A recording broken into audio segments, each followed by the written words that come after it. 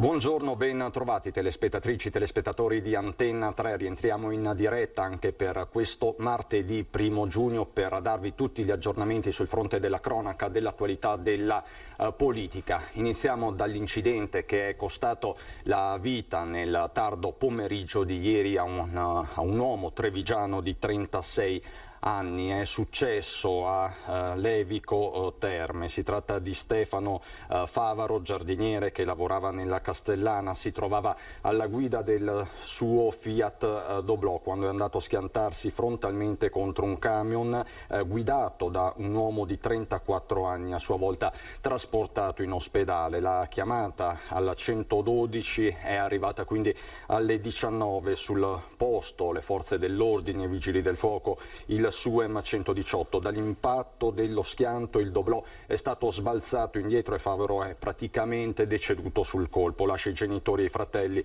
Nicola e Federico. Lavorava, come vi dicevo, al gruppo Idea Verde nella zona di Strana e viveva a Ospedaletto.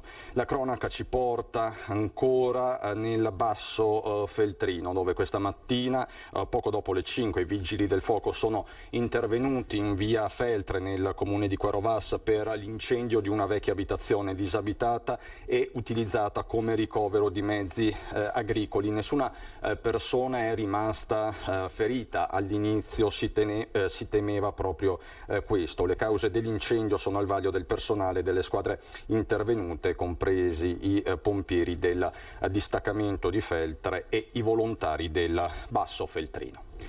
Questa la cronaca quindi di giornata, in una giornata che è importante però per tanti motivi, segna una ripartenza su più fronti. Innanzitutto l'aeroporto di Treviso che oggi riapre i battenti dopo 15 mesi di stop. Era il 13 marzo del 2020 quando sui cieli di Treviso si cessò di fatto di volare a causa della pandemia. Oggi finalmente ci siamo, si torna a volare. Queste di fatto le immagini che ci arrivano dallo scalo trevigiano. Vedete Enrico Marchi, presidente del gruppo Save, il sindaco di Treviso Mario Conte, il prefetto Laganà. È un giorno importante perché attorno a questo aeroporto ci sono tante famiglie, 250 lavoratori di fatto diretti, centinaia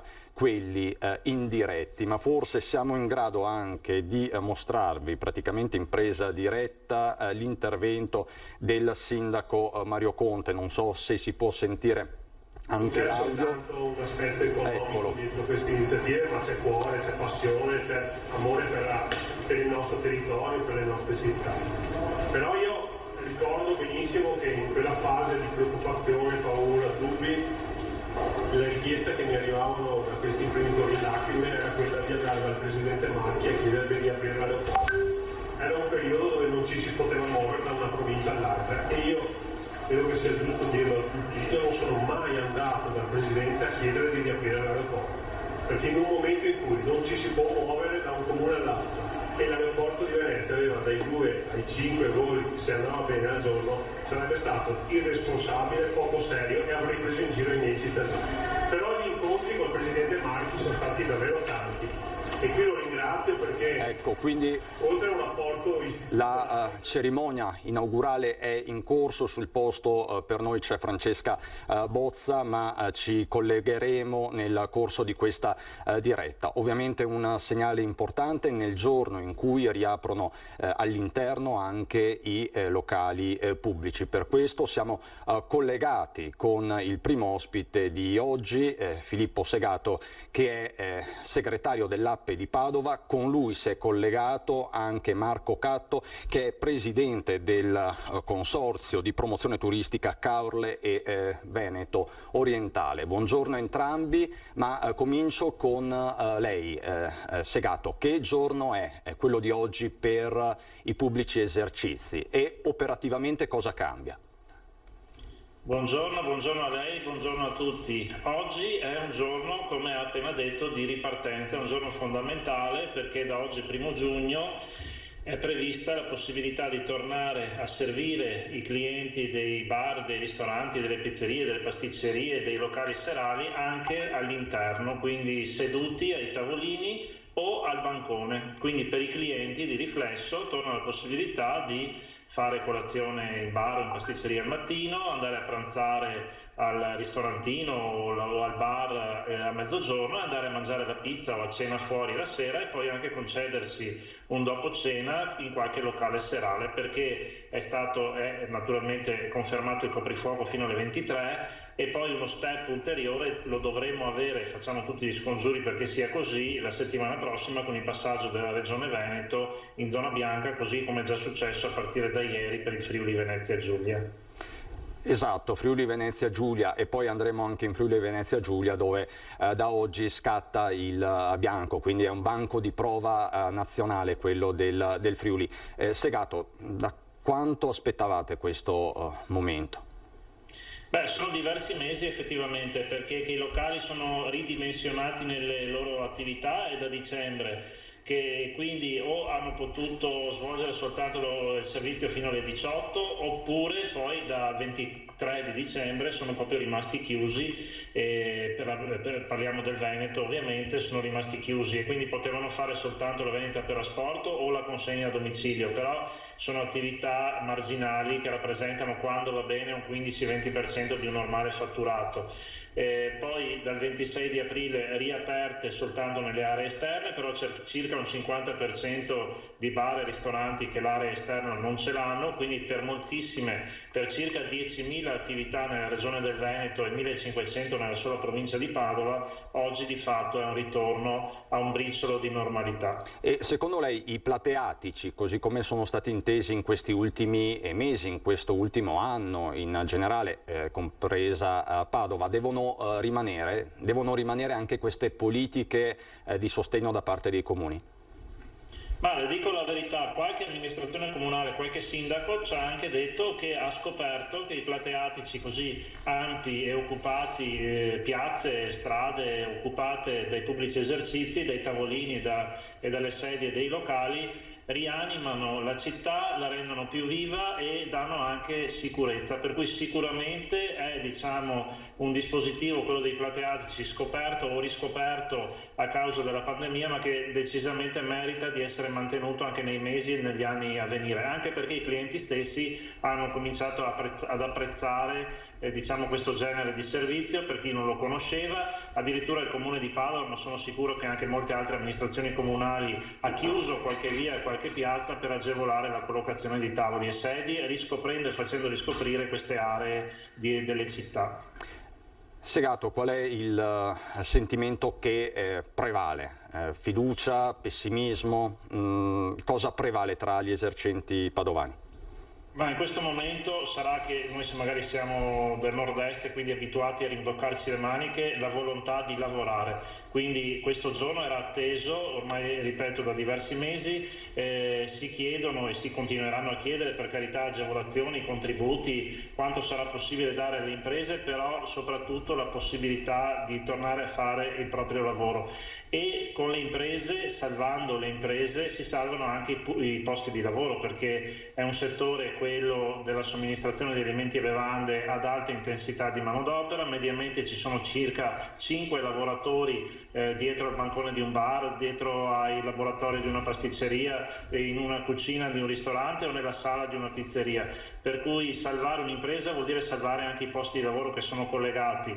E parlando anche proprio di posti di lavoro, in questo momento stiamo anche riscontrando qualche difficoltà da parte delle imprese nel trovare lavoratori che siano disponibili a fare la stagione estiva, perché adesso naturalmente siamo nel mese di giugno, nelle località balneari e montane, ma non solo, anche nelle città e nelle zone della nostra regione, molte imprese stanno cercando lavoratori e hanno effettivamente qualche difficoltà. E questo è proprio il punto. Segato, io la ringrazio, so che ha un appuntamento importante alle 12:30, buon lavoro quindi al segretario dell'APPE di Padova. Grazie a lei, buon lavoro a tutti e invito invito tutti quanti ad andare a prendere un caffè, un pasticcino, una pizza o andare a cena al proprio ristorante preferito, adesso che lo si può fare in sicurezza e anche col servizio corretto all'esterno o all'interno dei locali. Molto volentieri. Grazie Segato. Segato che sottolineava una problematica che ieri è stata portata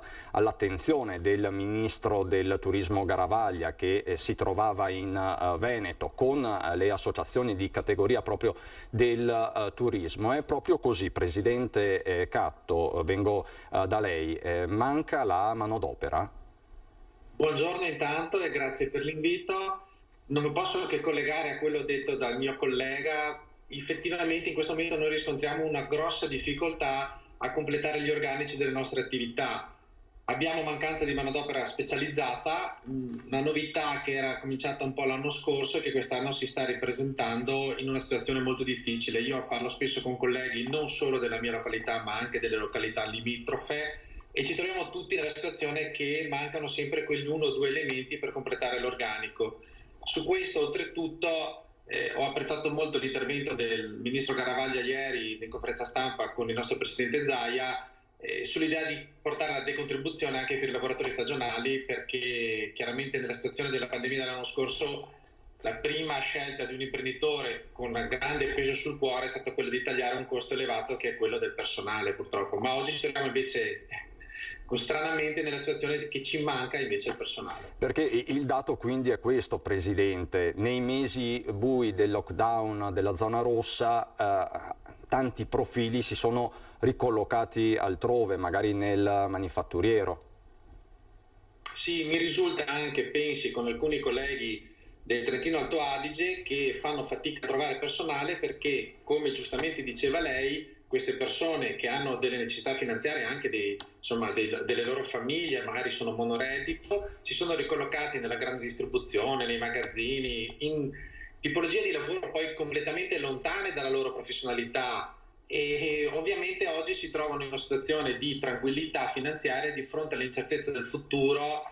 Chiaramente magari preferiscono rimanere in quella situazione e non tornare nella loro originalità del loro lavoro, di quello che si sono anche preparati per anni di sforzi, di fatiche e di studi.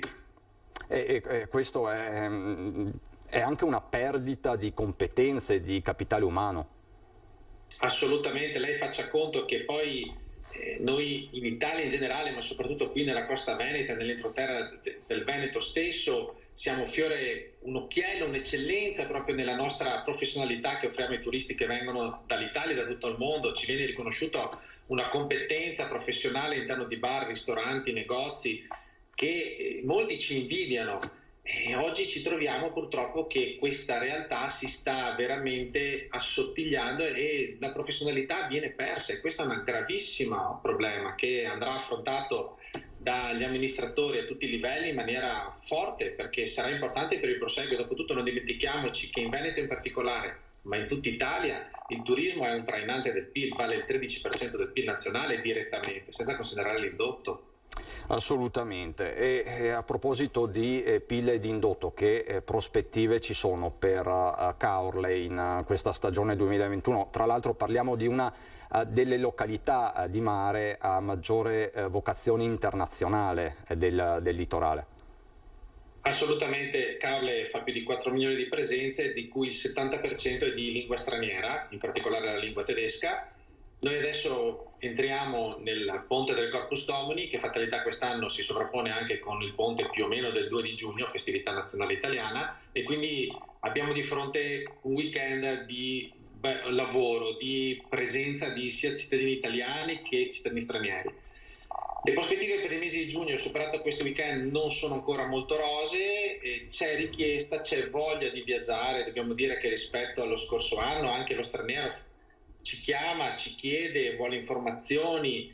È chiaro che su questo, per esempio, per darci anche maggiore sicurezza sia a noi imprenditori che al turista, il Green Pass di cui parlavano ieri è importante, perché noi oggi ci troviamo che spesso sono i turisti che chiedono a noi informazioni che noi non abbiamo e non sappiamo, perché poi ogni land, ogni regione ha leggi diverse e quindi ci troviamo nella difficoltà di dire sì, dovete fare il tampone per venire, no, non dovete farlo per tornare.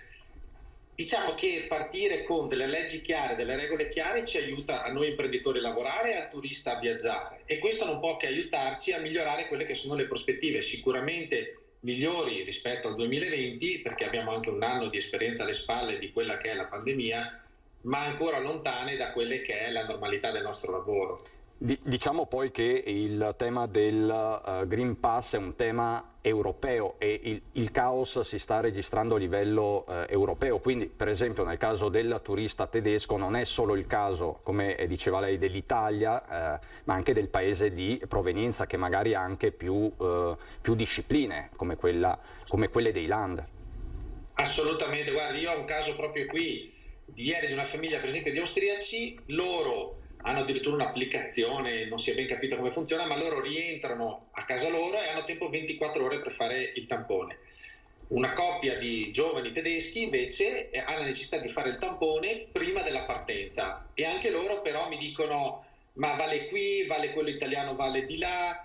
C'è molta confusione, come faceva presente anche lei, e quindi l'idea di avere una normativa europea che metta tutti sullo stesso piano è fondamentale. Presidente, senta, è l'estate degli appartamenti o degli alberghi? Perché ci sono delle statistiche, dei sondaggi che dicono che i consumatori, i turisti stanno prenotando più le seconde case che le strutture ricettive. Le risulta? Allora, ci sono effettivamente dati discordanti in merito, perché va da località a località, da zona a zona. Riscontriamo sicuramente che le seconde case hanno forse un appeal maggiore, perché probabilmente l'utente sa, è a casa, sono solo loro, si sente ancora in una situazione di maggiore sicurezza, di maggiore tranquillità. Non dimentichiamoci però che tutte le nostre attività sono assolutamente pronte, in linea, preparate a seconda anche di tutti quelli che sono i DPCM che sono stati varati dai vari governi, e quindi noi possiamo offrire vacanze nella totale assoluta tranquillità per i nostri ospiti. Ci sono poi dei sentimenti personali che chiaramente spingono magari il turista a scegliere una certa tipologia di vacanza piuttosto che un'altra. Pensiamo per esempio all'affluenza che hanno avuto la montagna lo scorso anno in estate rispetto al mare, e a volte anche le notizie che vengono date o come vengono interpretate dalle persone possono far cambiare i sentiment, e quindi possono indirizzare la scelta rispetto a una tipologia di vacanza ad un'altra. Ma mi posso sentire dire in assoluta tranquillità che vanno bene tutte le vacanze, che sia il campeggio, l'appartamento o l'albergo. L'importante è che il turista, italiano o straniero che sia, venga in vacanza nelle nostre località. Vale anche per le città chiaramente d'arte, che soffrono una situazione forse più complicata di noi, per i nostri laghi e le montagne. Dobbiamo lavorare tutti, siamo qui tutti pronti per accogliere i nostri amici, perché li consideriamo tali prima che turisti, in assoluta sicurezza e in assoluta tranquillità. Siamo preparati, li aspettiamo a braccia aperte.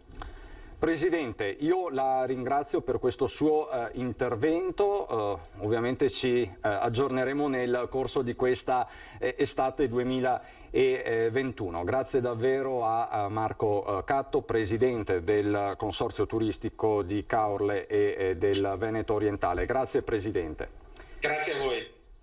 Si dovrebbe collegare con noi a minuti, forse a secondi, Fabrizio Pregliasco, virologo dell'Università di Milano, ma prima qualche istante di pubblicità. A fra poco. Di nuovo in diretta, in attesa di collegarci con l'unità di crisi di Marghera per il punto stampa del governatore Zaia su questa emergenza pandemia che forse è agli sgoccioli. Anche poco fa il commissario Figliuolo ha utilizzato quel termine che aveva di fatto lanciato il 13 maggio scorso in visita in Veneto, la famosa spallata al virus. Vediamo se sarà così. Si aspettano quelle 20 milioni di dosi che dovrebbero dare una svolta alla campagna vaccinale. Non riesce a collegarsi con con noi per problemi di natura tecnica il professor Pregliasco, il virologo, al quale avrei chiesto della novità che di fatto è emersa in questi giorni, ovvero la vaccinazione per i ragazzi tra i 12 e i 15 anni. Ieri infatti c'è stato il via libera da parte dell'AIFA, l'Agenzia Italiana del Farmaco, guidata dal trevigiano Giorgio Palù, e questo a seguito dell'ok da parte dell'Agenzia Europea dell'EMA. La campagna vaccinale quindi è in corso e nelle prossime settimane avrà dunque delle novità. Questa è la speranza di tutti. Ma è rimasto con noi Marco Catto, che è presidente del Consorzio Turistico di Caorle, al quale chiedo, Presidente, quanto inciderà questa campagna vaccinale, e lei soprattutto è d'accordo con l'ipotesi lanciata dal governatore Zaia di vaccinare anche i turisti? Beh, allora, la campagna vaccinale è fondamentale perché comunque il virus c'è, abbiamo visto quello che è successo e quindi non va sicuramente sottovalutato, senza dimenticare che la questione del vaccino dà anche un senso di sicurezza alle persone che viaggiano, perché chiaramente abbiamo visto come con la nuova campagna vaccinale che è partita in Italia, come i numeri si stanno ridimensionando e stanno rendendo più semplice vivere, viaggiare, spostarsi. E sicuramente l'idea del nostro Presidente è importante perché partiamo per esempio solo dall'Italia. Io immagino un turista di Torino che ha fatto la prima dose, che si trova in vacanza nelle nostre località, città d'arte che esse siano, e debba rientrare a casa per farsi la seconda dose.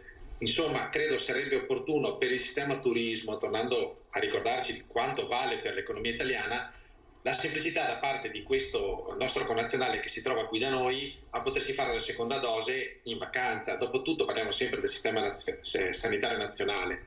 Se a questo, come diceva sempre il nostro Presidente, aggiungessimo anche i turisti stranieri, beh, allora lì Dio sarebbe molto meglio, perché potremmo offrire una maggiore tranquillità al turista e anche un servizio in più che per noi è fondamentale. E Presidente, a livello di marketing, come si fa a comunicare che le spiagge sono sicure, nel suo caso le spiagge di Caorle? Guardi, noi lo comunichiamo sicuramente prima di tutto rispettando i DPCM che ci vengono giustamente imposti da chi ha migliore esperienza di noi, ha conoscenze scientifiche e tecniche tali per dirci cosa è giusto fare e qual è il miglior sistema per combattere il virus. D'altro canto, noi come associazione di categoria portiamo avanti dei progetti per proprio darci delle regole chiare con cui sappiamo con enti certificatori che possiamo garantire all'usufruitore della spiaggia, dei servizi vari, degli alberghi, il turista che dorme qui o che va al ristorante o al bar, la tranquillità più alta possibile di non contrarre il virus, o comunque di trovare delle situazioni dove il controllo, l'igiene, la sanificazione sono al primo posto nella nostra preoccupazione, nella nostra quotidianità. E vedo che si è collegato, l'ho evocato a lungo, il professor Pregliasco. Buongiorno professore, siamo veramente strettissimi come tempi, ma la sua è una presenza per noi sempre molto importante. Professore, comincio da una domanda, dalla domanda d'obbligo proprio in questi minuti, in queste ore. La vaccinazione per i ragazzi tra i 12 e i 15 anni, secondo lei funzionerà? E soprattutto i genitori devono stare tranquilli? Allora, sarà importantissima l'esecuzione, l'applicazione sistematica, perché il 23% dei casi notificati è nella fascia di età 0-18 anni. Vero è che solo l'1% di questi casi determina ospedalizzazione nei ragazzi, l'85-90% della casistica nei ragazzi è una positività con una situazione di asintomatica o paucisintomatica, cioè poca roba. Però 30 decessi ci sono stati in Italia e un certo rischio ancora c'è in tanti ragazzi con problematiche di fragilità. Questi 30 decessi sono avvenuti in particolare in questa categoria di giovani e ce ne sono almeno 1 milione complessivamente in Italia. Ma il problema più grosso è proprio questo, quello di far una barriera al virus, perché con questo primo giro di vaccinazioni non riusciremo a eliminarlo, riusciremo a avere una convivenza più civile con il virus e con una presenza sempre meno importante dei casi più impegnativi. Però vaccinando i ragazzi, in particolare gli adolescenti, si ridurrà anche quello che comunque è successo durante questa fine anno scolastico, cioè scuole di fatto comunque chiuse, no? Perché è vero che c'era la didattica in presenza, ma tanti focolai ripetuti, vuoi per un caso tra i docenti, vuoi per un caso appunto fra uno dei ragazzi, e quindi per mantenere una continuità scolastica la migliore possibile in presenza, la vaccinazione sarà importante. Sarà importante anche perché in realtà non sappiamo ancora bene quali sono gli effetti a lungo termine del Covid, e lo vediamo nelle casistiche, questa quota di long Covid con danni a livello cardiaco, a livello respiratorio, e quindi non è una buona cosa quindi avere questa infezione a qualsiasi età. E questo guardando anche all'autunno e alla terza dose di vaccino che dovrà essere somministrata a partire dalle categorie più fragili.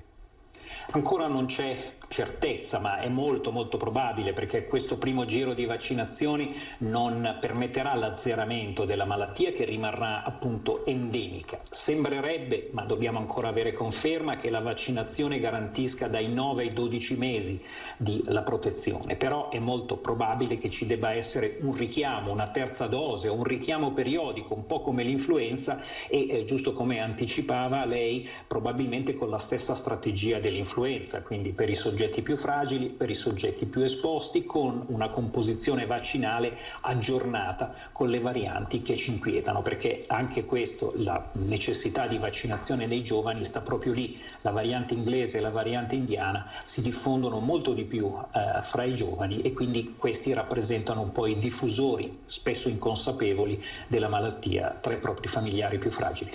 Professore, grazie infinite, incisivo come sempre, arrivederci al professor Pregliasco. Buongiorno. E a Marco Catto, buon inizio di stagione, adesso c'è Zaia. Sì, perché oggi è una delle conferenze stampa più importanti della storia del Covid. Premiati nel regno dei cieli, dice Premiati. Fidatevi che oggi è una buona conferenza stampa.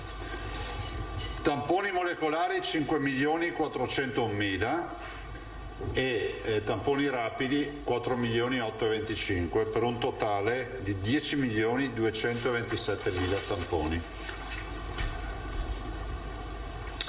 I positivi nelle ultime 24 ore sono 106.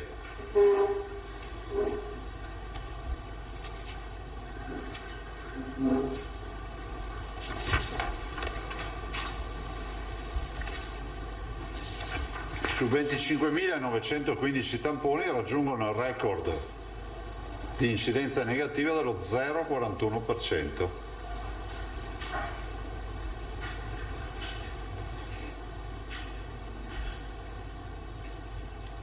Considerate che sono 15 positivi per provincia, per darvi una dimensione. Sono 15 per 7, 7 per 5 35, 7 per 1 7, più o meno 15 per provincia.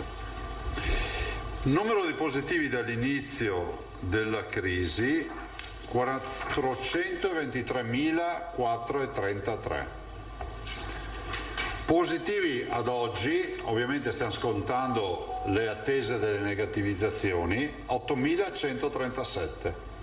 Vi ricordo che siamo arrivati a 100.000 in momenti peggiori. Ricoverati totali 653, meno 28. Così suddivisi: 577 in area non critica, meno 26, 76 in terapia intensiva. Qui, se devo dirvi la verità, troverete nel bollettino nazionale 41, perché i positivi oggi in terapia intensiva sono 41. Tanto è vero che aggiungo anche, rispetto alle terapie intensive, 76 più 3 e 49 fa 4,25, questi sono i non Covid. Rispetto alle terapie intensive, vi tengo il cartello, oggi nella riunione, poi è stato deciso anche, diciamo, io sono convinto di questa decisione, ormai cominciamo ad avere delle terapie intensive con un paziente, 2 pazienti. C'era una proposta di andare a concentrare tutti questi pazienti, però io penso che sia giusto ormai andare, come si può dire, a sfumare non di tornare a mettere sotto pressione delle terapie intensive per concentrando i pazienti solo, e poi anche per i pazienti a questo punto verranno curati nel posto dove sono in carico e via, insomma dopo man mano si chiudono, diciamo, tutti i posti straordinari. Totale dei decessi 11.569 più 9, dei dimessi 21.753. Allora, sono pochi, ma 109 positivi ci sono ancora. Abbiamo detto una quindicina per provincia. Tanto per fortuna che ci abbiamo creduto il 26 aprile nel dire è bene che si allarghino un po' le maglie e si apra, perché ricordo che oggi staremo qui a contare altri danni sulla popolazione, psicologici, umani e tragedie. Dopodiché voi sapete che noi siamo quelli che a livello nazionale sulle vaccinazioni non scherzano, nel senso che siamo ancora i primi per vaccinazioni. Abbiamo chiuso ieri, quindi le ultime 24 ore, abbiamo chiuso con 30.892 vaccinazioni e abbiamo delle belle performance, perché sopra gli 80 anni il 98% è vaccinato, sopra i 70 anni, dai 70 ai 79 anni, non sopra, quindi nella fascia 70-79, vaccinati e prenotati, ormai sono pochi prenotati, ormai sono tutti a secondo giro, 87,8, cioè capite che sono numeri straordinari. Dai 60 ai 69 anni 81%. Dai 50 ai 59, vi ricordate quanto quando era partita che sembrava andasse un po' rilento? Siamo già al 73%. Dai 40 ai 49 anni 54%. Allora, si sta procedendo con un po' di difficoltà. Vi ricordo che ieri avevamo 93.000 vaccini e poi sapete che a metà settimana arriva la fornitura, è arrivata, sono arrivate 256.000 dosi di Pfizer e in questo momento in magazzino, vi do il magazzino di oggi, è 256.000 arrivate, più 62.000 di Astra, più 58.000 di Johnson, più 26.000 di Moderna. E vorrei dire però che davanti a questi dati noi abbiamo una previsione di arrivi di vaccini da qui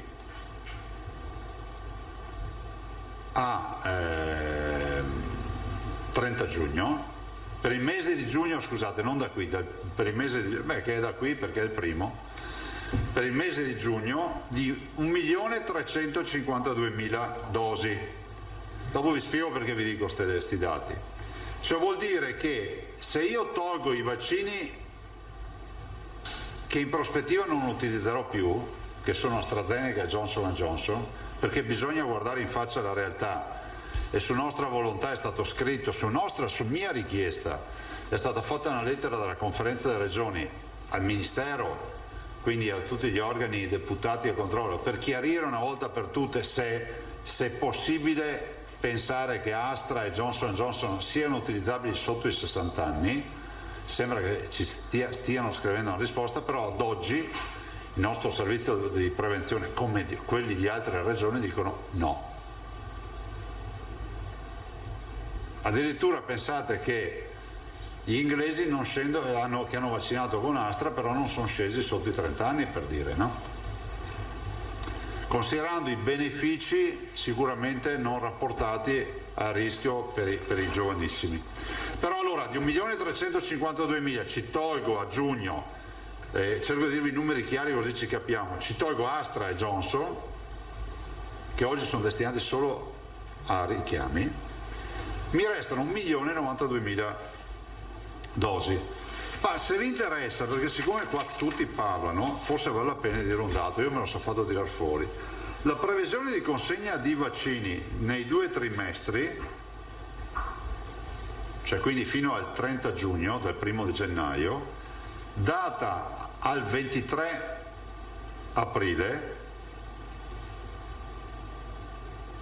Cioè 23 aprile ci hanno detto la vostra previsione per i 6 mesi è 6.165.613, 6.165.613.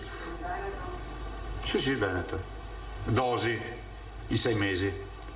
Il consegnato in previsione, perché non è ancora finito giugno, secondo quello che ci è stato comunicato, è di 4.339.193 dosi, cioè vuol dire meno 30%. Chiaro, no? Poi ognuno fa le sue valutazioni.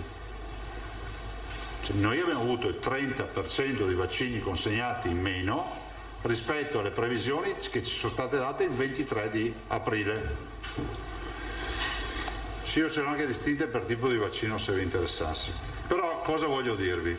Annuncio, tanto dico che oggi noi siamo aperti con le vaccinazioni dai 49 anni, dai 40 anni in su, perché l'ultima categoria che abbiamo aperto sono i 40-49. Ci sono ancora 20-30, anzi se voglio essere proprio giusto, quasi 30.000 posti in agenda, nelle pieghe delle agende, entrando nei siti ci sono.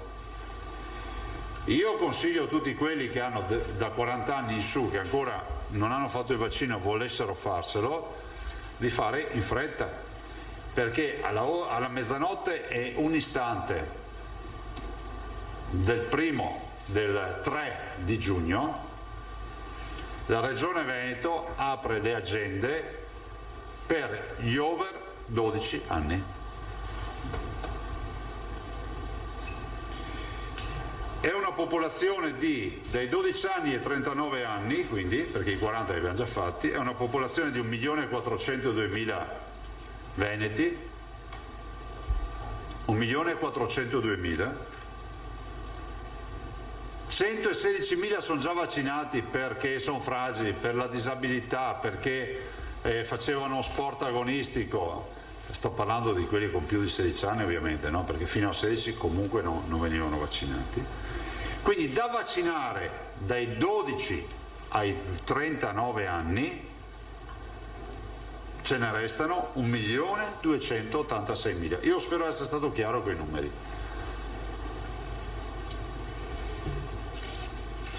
Apriamo agende. Allora sentite, noi buttiamo sempre come al solito, che sia chiaro, io ho sempre detto liberi tutti dopo i 39, i 40-49 anni, siete voi testimoni, no? Perché qualcuno è venuto a dirmi ma ha sentito la novità? Sì, l'avevo detta 15 giorni fa, novità mia. E noi eravamo programmati, buttiamo il cuore oltre l'ostacolo, perché capite, noi abbiamo delle previsioni di consegna, vi ho già detto quelle di giugno, no? Vi ho detto che a giugno ne avremo di fatto questo 1.300.000 quello che è, per essere preciso, tutto giugno 1.352.000, che si riducono a 1.092.000 di Pfizer e Moderna. Perché? Ok. Abbiamo preso anche le previsioni di luglio e abbiamo aperto, riservando una quota alle farmacie, perché le farmacie è giusto che scendano in campo assieme ai medici base ai quali è riservata una quota, quindi poi sono quote che il cittadino si ritrova perché troverà il nome della sua farmacia o del suo medico per prenotarsi.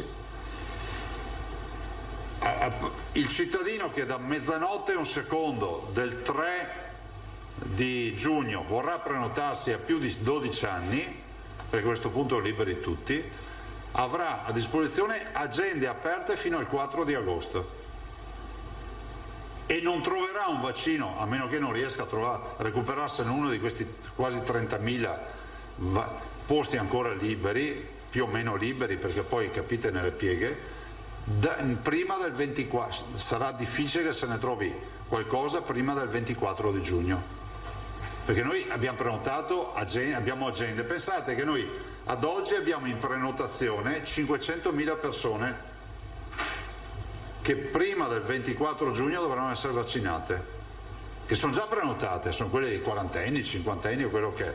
Anch'io ho la mia prenotazione per la seconda vaccinazione.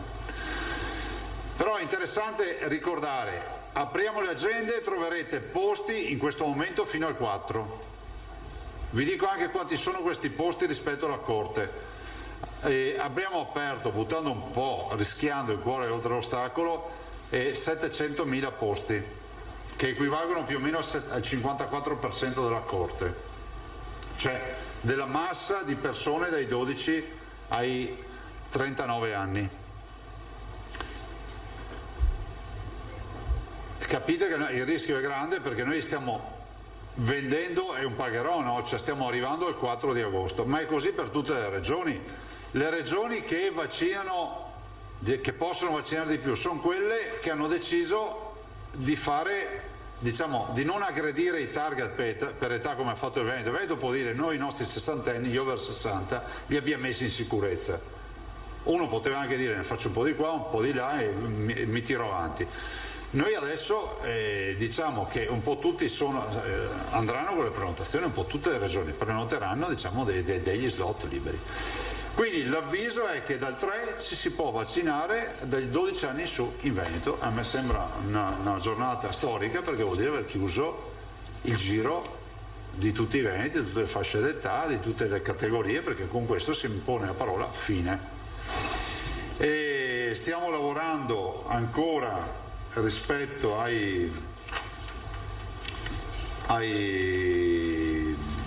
quello che sono poi, no, se volete vi do un dato particolare: saranno circa 260.000 posti dal 24 al 30 di giugno, cioè riusciamo ad avere 260.000 posti dal 24 fino a fine giugno, e dopodiché gli altri ce li abbiamo tutti nel mese di luglio. Perché il 4 agosto? Perché per noi la settimana vaccinale inizia a metà settimana, non il lunedì, perché le tariamo sulle consegne, ma cambia niente, sono 4 agosto. Strada facendo, garanzia di vaccini, apriremo sempre di più, ma a quel punto vedrete che ci sarà una soluzione di contiguità tra le seconde dosi e l'eventuale terza dose, che si accoderà e rinizieremo a ripartire. Penso che ce ne sia a sufficienza, non devo aggiungere altro, insomma. Grazie. Beh, oggi è inutile che vi dica, il 1 giugno cambia molto, perché con le regole del decreto da oggi la ristorazione, lo dico ai cittadini, se volessero approfittarne nel rispetto delle regole, si ricordino che i ristoranti fanno la mescita al chiuso da oggi, i bar possono fare la mescita al banco, insomma cambiano un po' di cose, quindi lo dico anche a beneficio di queste categorie che hanno diritto come tutti di lavorare. Abbiamo Rosato, Lanzano e adesso spiace. Rosato, Lanzano. Buongiorno Presidente. Buongiorno. Ci ha un po' spuntato le unghie, perché l'idea era proprio quella di punzecchiarla sui trentenni che scalpitano, ma... Sai che questo tema di punzecchiare mi ricorda all'asilo, voi facevate il punzecchio? No, ci davano le figurine da punzecchiare, invece di tagliarle si punzecchiava e poi si staccava. Ce la ricordate? Pensa quanto vecchio che ti sei. Lo so. Bisogna che lo alimentiamo un po'. Prego. Dunque, per quanto riguarda il problema andiamo verso le ferie, le vacanze del pass, del Green Pass. Oggi si legge che l'Unione Europea domani attiva la piattaforma per il rilascio.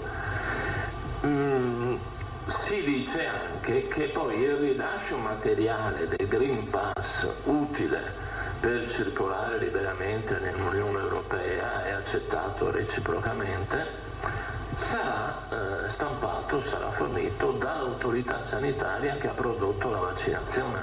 Noi? Esatto. Infatti saranno già in tasca i veneti. Ecco, vogliamo un attimo chiarire questa roba, perché sembra una questione di lana caprina, ma insomma la gente vuole anche capire se il È corretto, ed è esattamente il quesito che noi ci poniamo tutti i giorni. Si parla di Green Pass, c'è qualcuno che fa vedere le carte plastificate, no? Fa vedere tipo la smart card, la carta di credito, tutte ste menate. Noi ci siamo mossi in sordina da bravi veneti fin dal primo giorno, nonostante qualcuno si agitasse, abbiamo detto: se una persona è vaccinata è giusto rilasciare un passaporto vaccinale, io lo chiamai. L'abbiamo fatto anche in doppia lingua, lo abbiamo fra l'altro stabilizzato informaticamente anche rispetto ai tamponi per le farmacie. Finalmente dal 7 non ci sarà solo in doppia lingua ma anche la possibilità di inserirvi dentro, sono state un'istanza del mondo delle farmacie e di chiunque, di inserirvi dentro anche il tipo di tampone. Sono dei paesi che chiedono che oltre alla certificazione della negatività del tampone ci sia scritto anche che tampone è stato fatto, quindi anche questo sarà possibile. Sarà possibile dal 7-8 di gennaio, sempre attraverso l'informatica, quindi al banco della farmacia, giugno, scusatemi, andare anche a farsi il tampone senza essere titolare di codice fiscale o tessera sanitaria, c'è uno straniero, cioè che vuole fare un tampone, il sistema ti blocca e dice inserisci il codice fiscale, inserisci. Ecco. Quindi abbiamo risolto anche questi problemi. E per noi il Green Pass è la certificazione dell'avvenuta vaccinazione oppure dell'avvenuta fase di testing del tampone, punto. Oppure dell'essere stati ammalati, quindi c'è tutta l'altra fila. Quindi il certificato che viene rilasciato è valido dopo il richiamo è valido e non corre altro? No, cioè non è che uno deve andare in prefettura da qualche parte, no, cioè, a noi non risulta, e se ci viene fuori qualche fenomeno che si inventa ste robe troverà la nostra opposizione e il cittadino c'è un pezzo di carta in mano. Prego. Questo è frutto di un accordo tra regioni? Quindi... Sì. Ok. Però noi stiamo ancora aspettando la direttiva fatta bene a livello comunitario. Potremmo aggiustare la dichiarazione se l'Europa ci dice, non so, mettete il tipo di tampone effettuato. Tanto è vero che ci siamo già adeguati, perché prima si chiamava positivo o negativo al test rapido, al test antigenico si scriveva, no? Ma nel vaccino, signori, noi già scriviamo il numero del lotto, quindi siamo già a una tracciabilità estrema del vaccino praticato. Ho visto dei cittadini stranieri che presentavano dei certificati vaccinali, anche loro con Pfizer, sto parlando dell'America centrale, e il lotto scritto, per cui ormai il linguaggio è comune a livello mondiale. E chiederei un'altra cosa, può sembrare effettivamente bizzarro visto che siamo ancora pieni di vaccinazioni in corso, ma questa c'è un insistente tam-tam intorno alla possibilità del terzo richiamo in autunno. Come stanno le cose? Stanno che stamattina ho fatto una riunione con la dottoressa Russo e ne ho parlato perché tra le tante robe ho chiesto anche a lei. Al momento non c'è nessuna evidenza, diciamo, scientifica, nel senso evidenza scientifica ce ne sono, ma diciamo che ci sia un profilo scientifico che ha fatto partire la macchina per stabilire la terza vaccinazione. A mio avviso ci sarà. Chiamatela la terza vaccinazione, chiamatela il richiamo o chiamatela la vaccinazione da fare, ma ci sarà. Noi siamo convinti, ve l'ho detto prima, che ci ritroveremo in una situazione di contiguità tra la fine di questa campagna vaccinale e l'inizio della prossima. Sul vaccino autunnale noi avremo vedete, lo sto chiamando richiamo dall'influenza, no? Avremo l'antinfluenzale e poi avremo Covid. Non si possono mischiare, cioè non è che uno può fare una iniezione, però mi si dice che si possono praticare 2 iniezioni su 2 braccia distinte, come si fa per la pneumococcica, dove si fanno le 2 iniezioni. Adesso sarà tutto da verificare, dopodiché io penso che noi siamo nella parte di uscita da questo tunnel, di questo incubo che stiamo vivendo. I vaccini ci hanno dato una gran mano, è innegabile. Grazie. Prego. Allora abbiamo Vanzan, Moscati, Bonet. Buongiorno Presidente. Buongiorno. Un chiarimento, quindi dal 6-7 giugno, se non ho capito male, ci si potrà fare il vaccino in farmacia oppure solo per i tamponi? No, i vaccini noi ci stiamo organizzando per queste fasce di età che apriamo dal 3, che andranno a valere dal 24 giugno, perché vi ho detto che dal 24 giugno si entrerà nella fase operativa, dal 3 si inizia a prenotare. Quindi chi prima arriva meglio alloggia. E quindi darete alle farmacie, come per i medici di base, stiamo tentando Pfizer o Moderna? Sì, solo quelli, stiamo parlando solo di Pfizer e Moderna. Sì, giusto, scusami. AstraZeneca e Johnson & Johnson, per capirci, finite le seconde dosi, scandisco bene, e finite le richieste degli over 60, per noi diventano un problema, perché rischiano solo di restare a magazzino e di farmi scendere la percentuale delle vaccinazioni fatte del Veneto, che vedete questo 96-94 scende, cioè vuol dire che il magazzino mi resta lì e quindi mi pesano. Se non si chiarisce l'utilizzabilità sotto i 60 anni in maniera incontrovertibile, per noi è un vaccino che non utilizzeremo più. Non te lo so dire, io ne ho parlato anche quando è venuto qua col generale, gli ho detto guarda che finisce su un binario morto se va avanti così, perché i nostri tecnici assieme a molti altri clinici delle altre regioni ci dicono somministrazione con giornate dedicate evito di citare i nomi, a quell'altro vaccino non raccomandati su quelle fasce d'età, decisamente no, perché il primo guaio che c'è, ci dicono noi non vogliamo problemi. Ma per le farmacie vi organizzerete, gli darete Pfizer. No, l'iniezione è già pronta perché c'è il problema della catena del freddo? Sì, ma è anche sostanzialmente risolto, anche qui ben venga sta domanda, perché mi permette di ricordare una roba. Siamo partiti da meno 80 con il riscaldamento, tutta la storia che sapete, ma siamo arrivati a 10 giorni fa che c'è stata una circolare che ci dice che Pfizer può stare 30 giorni a temperatura di frigorifero. Questo cambia il mondo. Dov'è che abbiamo il problema noi con centri vaccinali piccoli, cioè la farmacia? E sta nello spacchettamento del lotto, perché c'è proprio un regime giuridico, cioè tu prendi la pizza, cioè tipo un cartone da pizza dei vaccini, che hanno tante dosi, tu non è che puoi dire ti do 3 boccette, ti do 2 flacconi e via, devi spacchettare e ricostituire il lotto, dove c'è tutto un tema di tracciabilità. È un lavorone, però è giusto che siano coinvolti tutti nelle vaccinazioni, cioè tutti sono della squadra della sanità del Veneto, quindi approfittiamo del liberi tutti per coinvolgere e anche in virtù di questa circolare che c'è stata dei 30 giorni per essere più tranquilli. Prima non riuscivamo. E dal punto di vista invece delle aziende, dei centri vaccinali nelle aziende, è venuto meno visto che stanno funzionando bene i vostri centri vaccinali, oppure si andrà avanti comunque con questa proposta? Con i turisti adesso i prossimi giorni vi daremo comunicazione, questa è una delle vaccinazioni che si fa. Ci sono delle aziende che si sono messe a disposizione, come voi sapete, per diventare centro vaccinale in nome e per conto nostro, no? Dopodiché è innegabile, noi stiamo ancora guardando con attenzione questa disponibilità, però è innegabile che l'efficienza che si riesce a fare con dei centri vaccinali come quelli che abbiamo messo in piedi è unica. Se pensate che Fiera di Padova arriva a fare 6.000, 7.000, 8.000 vaccini al giorno, così il centro di Treviso di Villorba piuttosto che Veneto Acqua, insomma è difficile avere quei numeri. Una domanda che arriva dai nostri lettori: ci sono persone che, dopo aver sentito anche le sue parole la settimana scorsa quando diceva stiamo valutando di anticipare il richiamo da 42 a 35 giorni se ci fossero delle difficoltà, non sanno a chi rivolgersi per poter eventualmente anticipare, non spostare, ma anticipare per problemi di impegni familiari eccetera.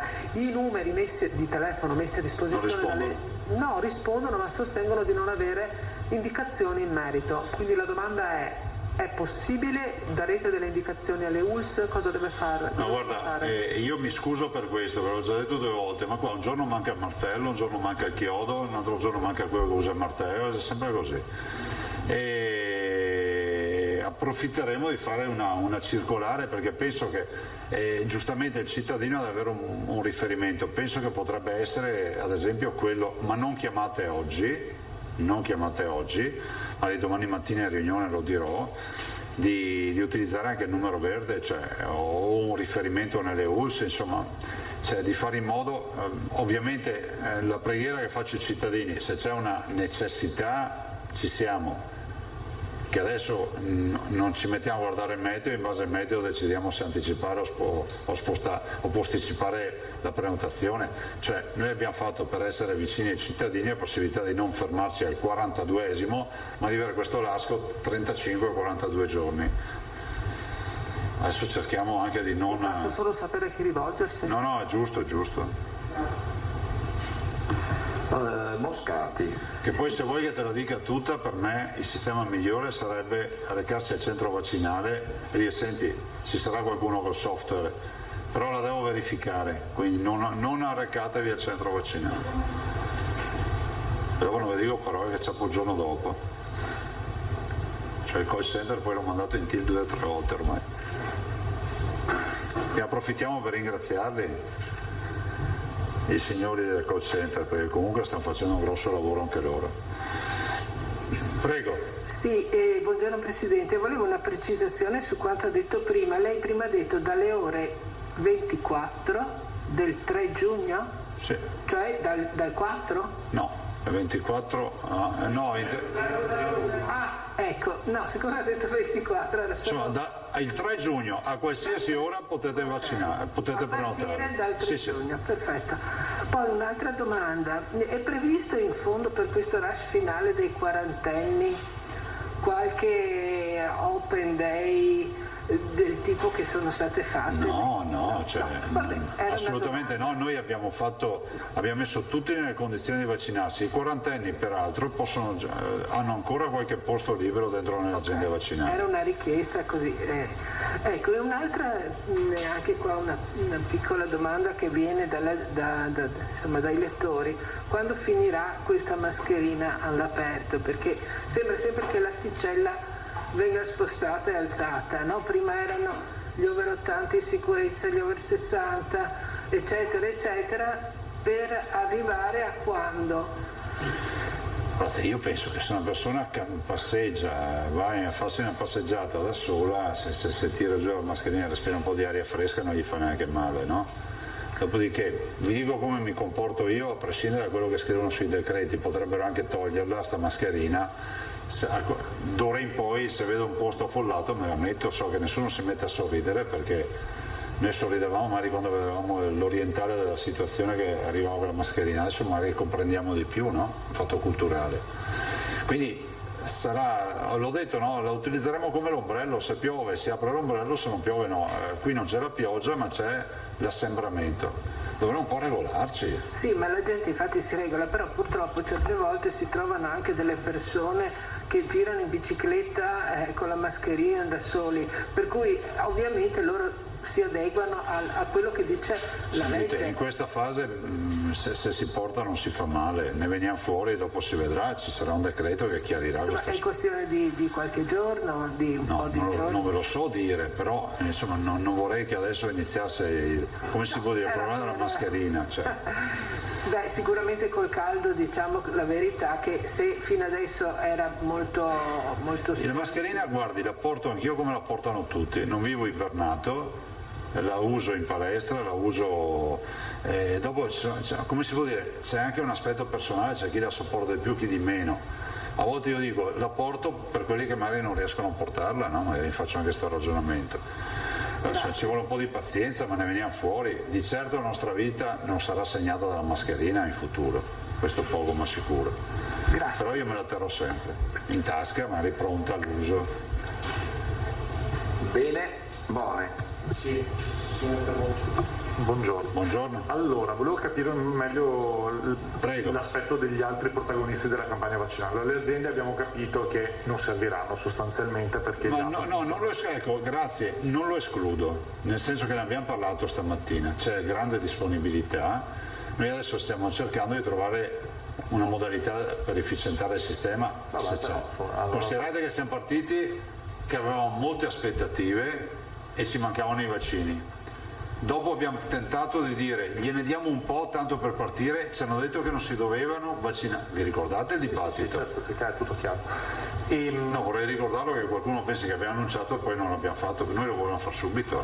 E invece non ho capito, medici di base e farmacie avranno quindi una quota riservata di questo 1.300.000? Avranno la possibilità anche loro di entrare in questi 700.000.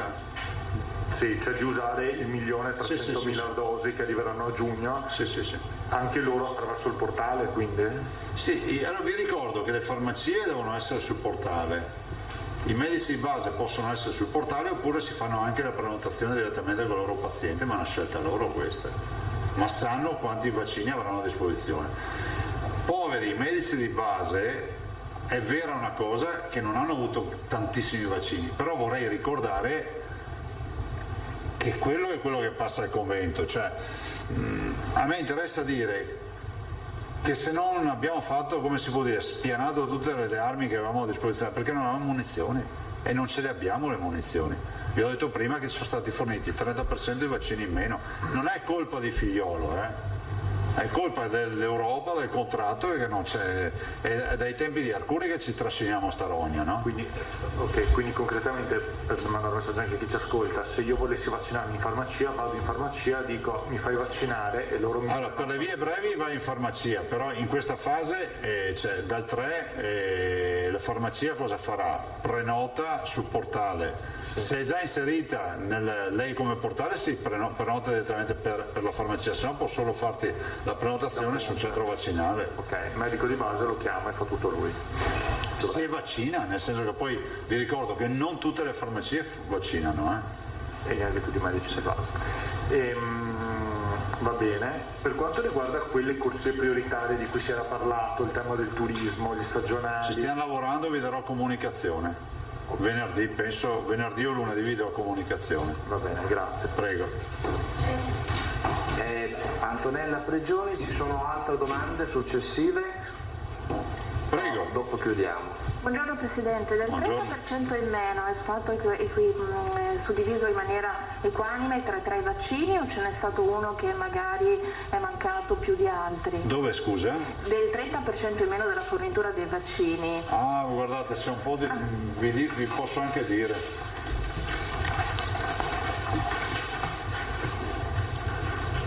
Allora, se vi interessa... CureVac non è arrivato, sono 595.000 dosi mai viste, 95.433 CureVac o CureVac, non so adesso. Johnson & Johnson meno 69%, preventivate nei 6 mesi 594.814 dosi,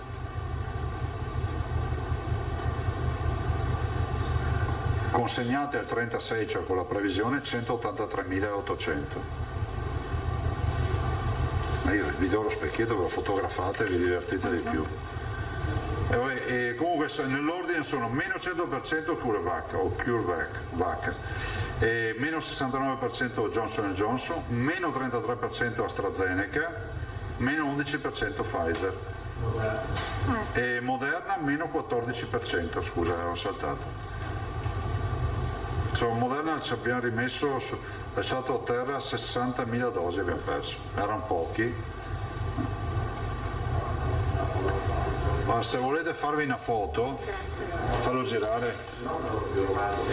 Glielo mandi via. Pfizer sta facendo la parte del leone, noi abbiamo un'elaborazione, ormai la nostra campagna vaccinale è basata su Pfizer e Moderna, ma Moderna... Stiamo parlando di niente contro milioni. Cosa c'è? No, dicevo lui. Se c'è il file? No, ma c'è. O ce lo facciamo andare dall'ingegnere Fattori, me l'ha data lui. Sufficiente ragazzi? Buon lavoro, ciao, grazie. Allora, domani no, ci vediamo giovedì. Ok? Domani che giorno è? Il 2 giugno.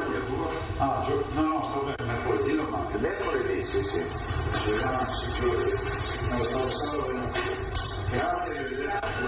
Rientriamo quindi in studio, questa è la conferenza stampa odierna. Del presidente della regione Luca Zaia, avete sentito, ci sono delle novità molto importanti che riguardano potenzialmente centinaia di migliaia di cittadini veneti. Dal 3 di giugno quindi si apre, dai 12 anni in su, si apre alle prenotazioni. Diventa quindi realtà in Veneto l'indicazione che era stata data nei giorni scorsi anche dal commissario per l'emergenza figliuolo.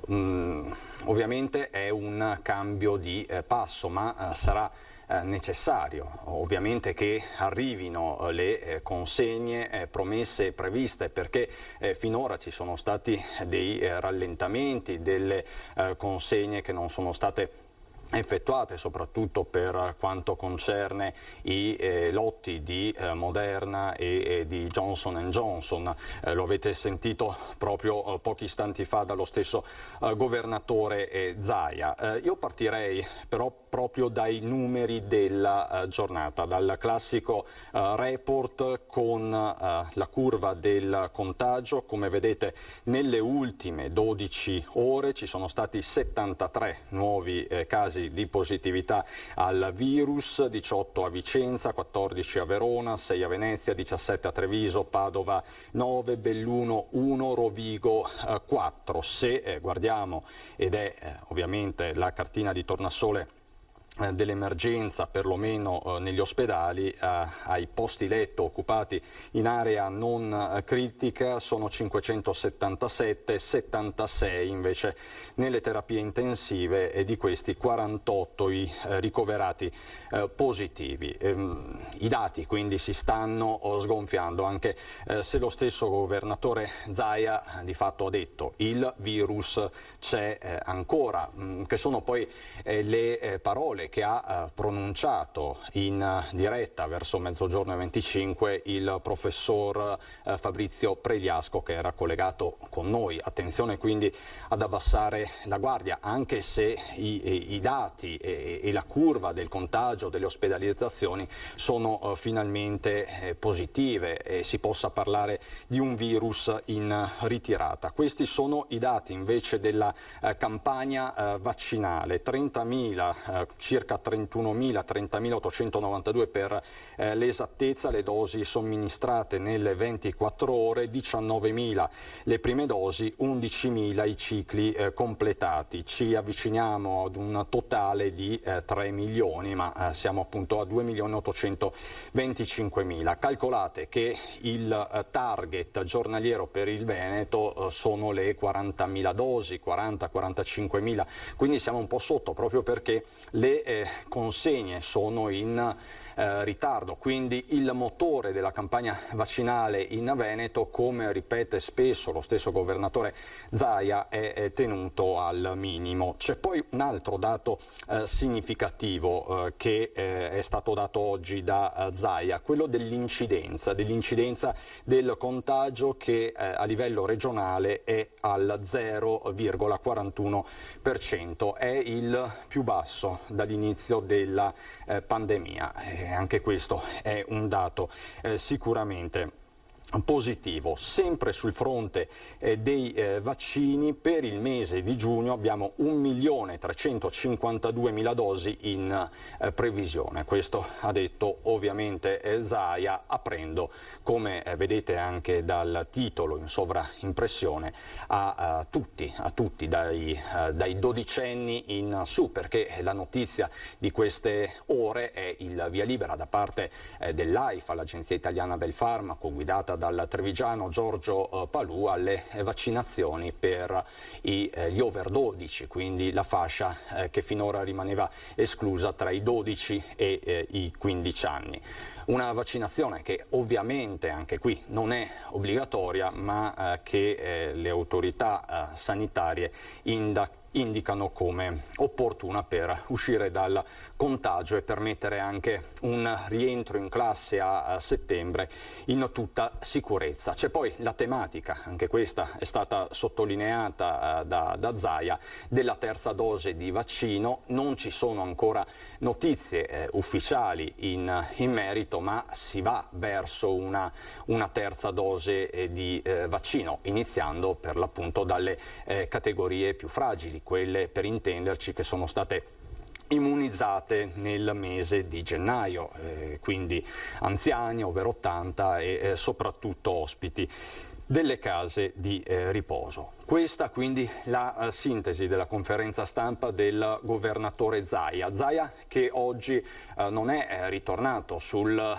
tema che ieri ha popolato il dibattito a livello regionale, non solo quello dell'autonomia, perché ieri a Palazzo Ferrofini, sede del Consiglio regionale del Veneto, proprio Zaia ha incontrato la commissione parlamentare bicamerale per le questioni regionali guidata da Emanuela Corda. Cos'è successo? C'è stato questo scambio, questa audizione che era per l'appunto prevista da tempo ed è sempre stata rinviata a causa del Covid, ma per l'appunto ieri c'è stato questo confronto. L'obiettivo è quello di arrivare entro la pausa ferragostana alla discussione della legge quadro sull'autonomia in Parlamento. Di autonomia ha parlato ieri sera a Ring, ospite del nostro vice direttore Ferdinando Avarino, il filosofo Massimo Cacciari, anima critica del centro-sinistra.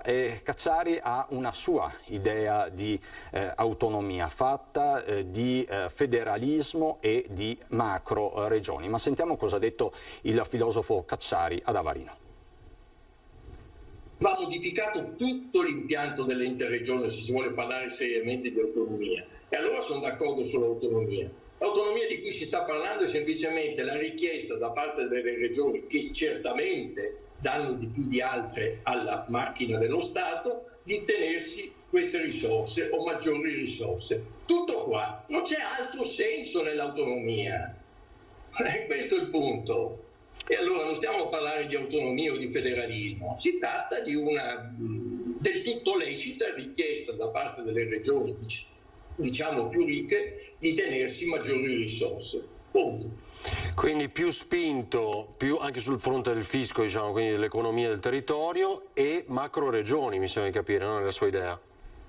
Ma certamente, bisognerebbe rifare le macro regioni, eliminazione delle regioni a statuto speciale e statuto ordinario, tutte allo stesso livello, tutte pienamente responsabili. Queste sono le vostre funzioni e queste sono le risorse che dovete cercare di ottenere al meglio per svolgere queste funzioni. Eppure, professore, in tutto questo anno e mezzo, guardi, poi le rubo davvero un'ultima battuta dopo, perché so che ha poco tempo, si è sentito sempre ripetere, no? Lo ha detto anche il ministro D'Incà qualche giorno fa, proprio in diretta con Antena 3, cioè che il fronte sanitario ha sofferto perché non c'era una regia unica. No, sembra quindi poi ogni volta un attacco un po' all'autonomia dei sistemi sanitari. È stato così, è stato così. Questo non è che debba significare che se io centralizzo tutto andrà meglio. Ecco. Neanche un po'.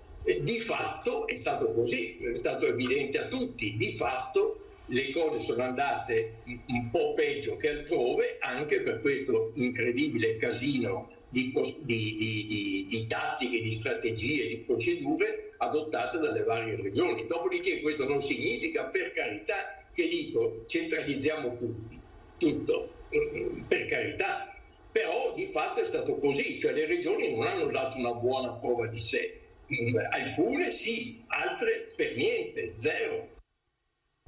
Questa quindi è l'idea di autonomia di Massimo Cacciari, ribadita a Ring, dove ha toccato un altro tema molto attuale, quello del DDL Zan, il disegno di legge che introduce un aggravante nei confronti dei crimini d'odio, nei confronti delle persone omosessuali e dei disabili. Ma sentiamo il parere particolarmente controcorrente di Cacciari. I principi fondamentali sono cose che ormai dovrebbero essere senso comune. Dopodiché è chiaro che del testo anch'io il politically correct portato all'estremo, portato al comico, come a volte accade, in cui non so, appunto, Cristoforo Colombo è razzista e Spinoza è antifemminista. Poi ci sono delle aberrazioni, ma i principi fondamentali, nei costumi ci sono delle aberrazioni totali, divieti linguistici che non hanno alcun senso, no? Certe comiche, come il fatto che sia proibito, se coniugo al plurale un femminile, un nome femminile o un nome maschile, usare il plurale come la grammatica italiana vuole maschile. Le attenzioni su questo piano qui che dilagano sono pure comiche, ma i principi fondamentali che bisogna avere un assoluto rispetto nei confronti della persona altrui, qualunque sia il modo in cui essa si esprime, questo è sacrosanto. Ed è polemica politica, rimanendo in tema di parole e di uso delle parole, e non solo, polemica attorno al libro di Giorgia Meloni. Nei giorni scorsi avete visto il post di quella professore della Ca' Foscari che ha suscitato una marea di polemiche, a solidarizzare di fatto con il professor Sullam il collettivo universitario Liberi Saperi Critici di Venezia, che ieri ha organizzato di fatto una mobilitazione postando le foto, diverse foto del libro della Meloni, tra l'altro primo nelle classifiche di vendita, testa in giù, con chiari riferimenti al ventennio. Ovviamente c'è un clima di indignazione da parte della politica ufficiale da destra a sinistra, ma sui social la questione è letteralmente esplosa e in tanti solidarizzano anche con questi ragazzi del collettivo universitario. A loro si rivolge il capogruppo in Consiglio regionale di Fratelli d'Italia, Raffaele Speranzon. Sentiamolo. Mi dispiace vedere che anche oggi dei ragazzi universitari di Venezia, invece di dedicare il proprio tempo a studiare, a leggere e magari a imparare che cosa significa il termine tolleranza, rispetto delle idee altrui, civiltà, sono andati in alcune librerie di Venezia a girare uno per uno tutti i libri di Giorgia Meloni. Perché a girarli? Perché capovolgendo la testa vogliono significare che secondo loro Giorgia Meloni, il leader di Fratelli d'Italia, dovrebbe essere messa a testa in giù, ammazzata e messa a testa in giù, come a Piazzale Loreto.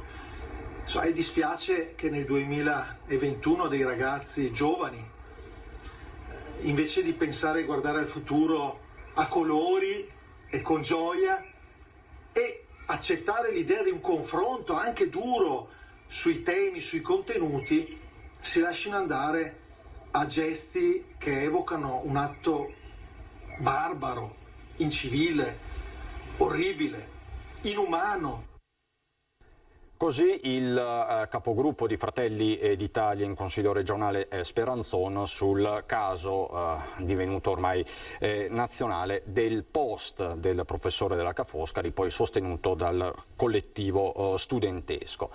Quella di oggi, lo abbiamo detto all'inizio di questa diretta, lo ha ribadito nella conferenza stampa il governatore Zaia, è una giornata importante perché segna un passo in avanti sul fronte delle riaperture. Da oggi si può mangiare all'interno dei ristoranti, si potrà prendere semplicemente il caffè al bancone del bar, piccole abitudini ma che per intere categorie vogliono dire moltissimo. Il passo successivo sarà la prossima settimana con l'ingresso del Veneto in zona bianca, ma in zona bianca ci sono i nostri vicini del Friuli proprio da oggi. Il Friuli di fatto è un banco di prova nazionale per quella che sarà, si spera, ce lo auguriamo tutti, l'estate del 2021, ma restano comunque tanti nodi da sciogliere, perché zona bianca non significa liberi tutti. Per alcuni settori significa applicare dei protocolli di sicurezza anche molto stringenti. È il caso dei matrimoni e del wedding, ma vediamo cosa sta succedendo in Friuli proprio su questo tema. La presidente di Federmap, Serena Ranieri, ha varato in una videoconferenza via Zoom la ripartenza del settore dei matrimoni. Sì alla cerimonia civile o religiosa che sia, ma resta ancora un nodo, quello del Green Pass, al momento obbligatorio anche in zona bianca, ma su cui il presidente della regione Friuli Venezia Giulia e della conferenza delle regioni Fedriga ha chiesto lumi al governo. Le linee guida sono state recepite anche dal Ministero della Salute con ordinanza propria. Penso che l'interrogativo che è ancora in vigore è quello sul Green Pass. Sul Green Pass, sul quale anch'io ho chiesto, la conferenza ha chiesto dei chiarimenti al Ministero, perché il Green Pass, voglio sottolineare, è un provvedimento che non riguarda le regioni, cioè non sta nelle nostre linee guida, ma sta in un decreto che oltretutto è di rango superiore e che quindi l'unica interpretazione la può fare chi ha emanato quel provvedimento, che è il governo stesso. Su questo il Ministero, ho avuto conferma proprio pochi minuti fa, sta lavorando.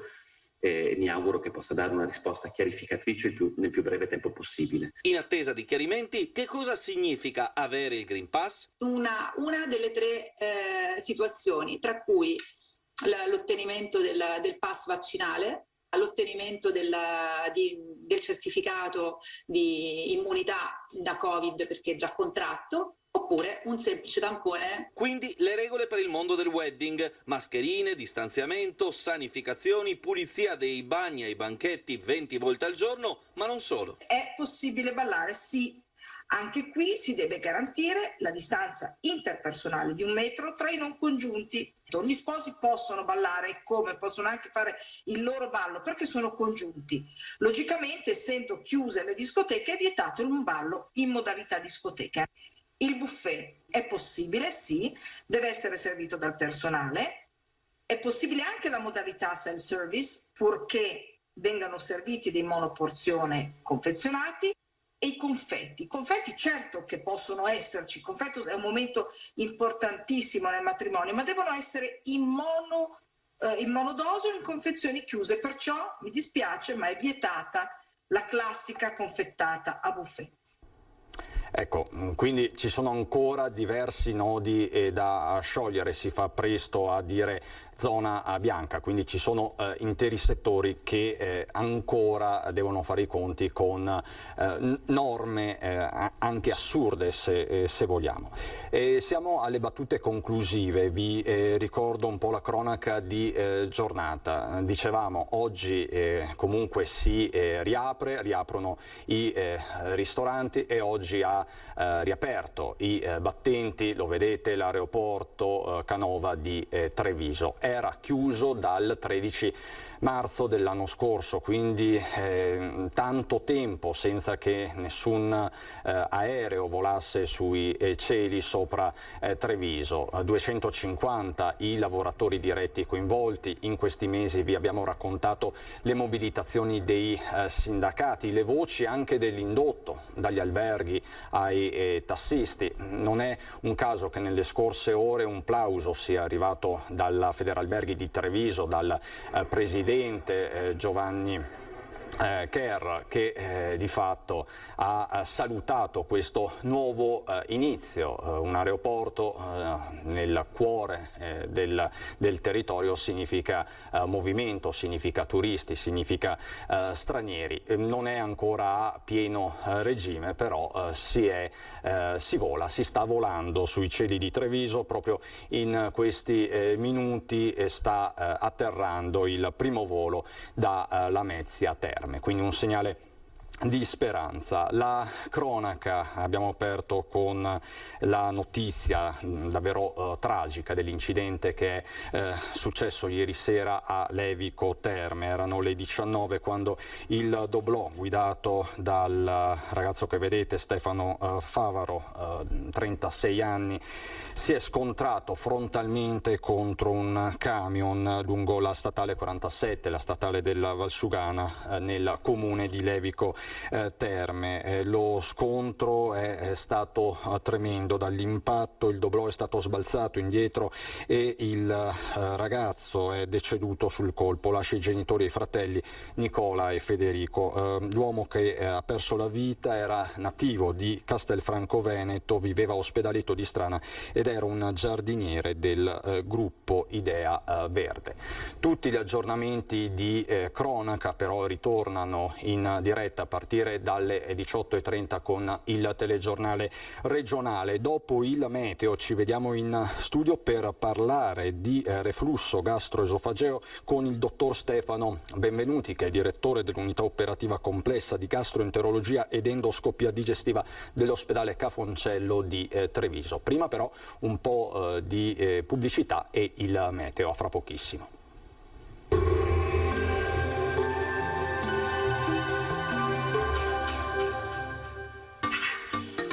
Tremonti, attrezzature e materiale per saldatura professionale a Montebelluna. Bentrovati al meteo. Il mese di giugno inizia con l'anticiclone che protegge il nostro territorio. Da metà settimana poi in arrivo anche il primo vero caldo estivo. Vediamo il dettaglio. Sul Veneto la grafica di martedì evidenzia una situazione tranquilla. Come detto, l'alta pressione garantirà un tempo asciutto e stabile con tanto sole su tutti i settori della nostra regione. Qualche addensamento in giornata, ma insomma senza piogge. Temperature stazionarie gradevoli, minime tra 10 e 15 gradi, valori massimi compresi invece tra i 19 e i 25 gradi all'incirca. Ci spostiamo ora sul Friuli Venezia Giulia. Anche qui avremo un ampio soleggiamento, qualche nuvola in più al mattino, ma sarà del tutto innocua. Temperature minime tra 10 e 14 gradi, massime sui 22-23 gradi. Infine ci spostiamo sul Trentino Alto Adige, dove di fatto avremo poche novità. Sarà soleggiato ovunque, il cielo si presenterà sereno o al massimo poco nuvoloso. Temperature minime intorno agli 11 gradi, massime sui 24-25 gradi. Dal meteo per ora è tutto, vi auguro come sempre un buon proseguimento in compagnia di Antenna 3. Arrivederci al prossimo aggiornamento.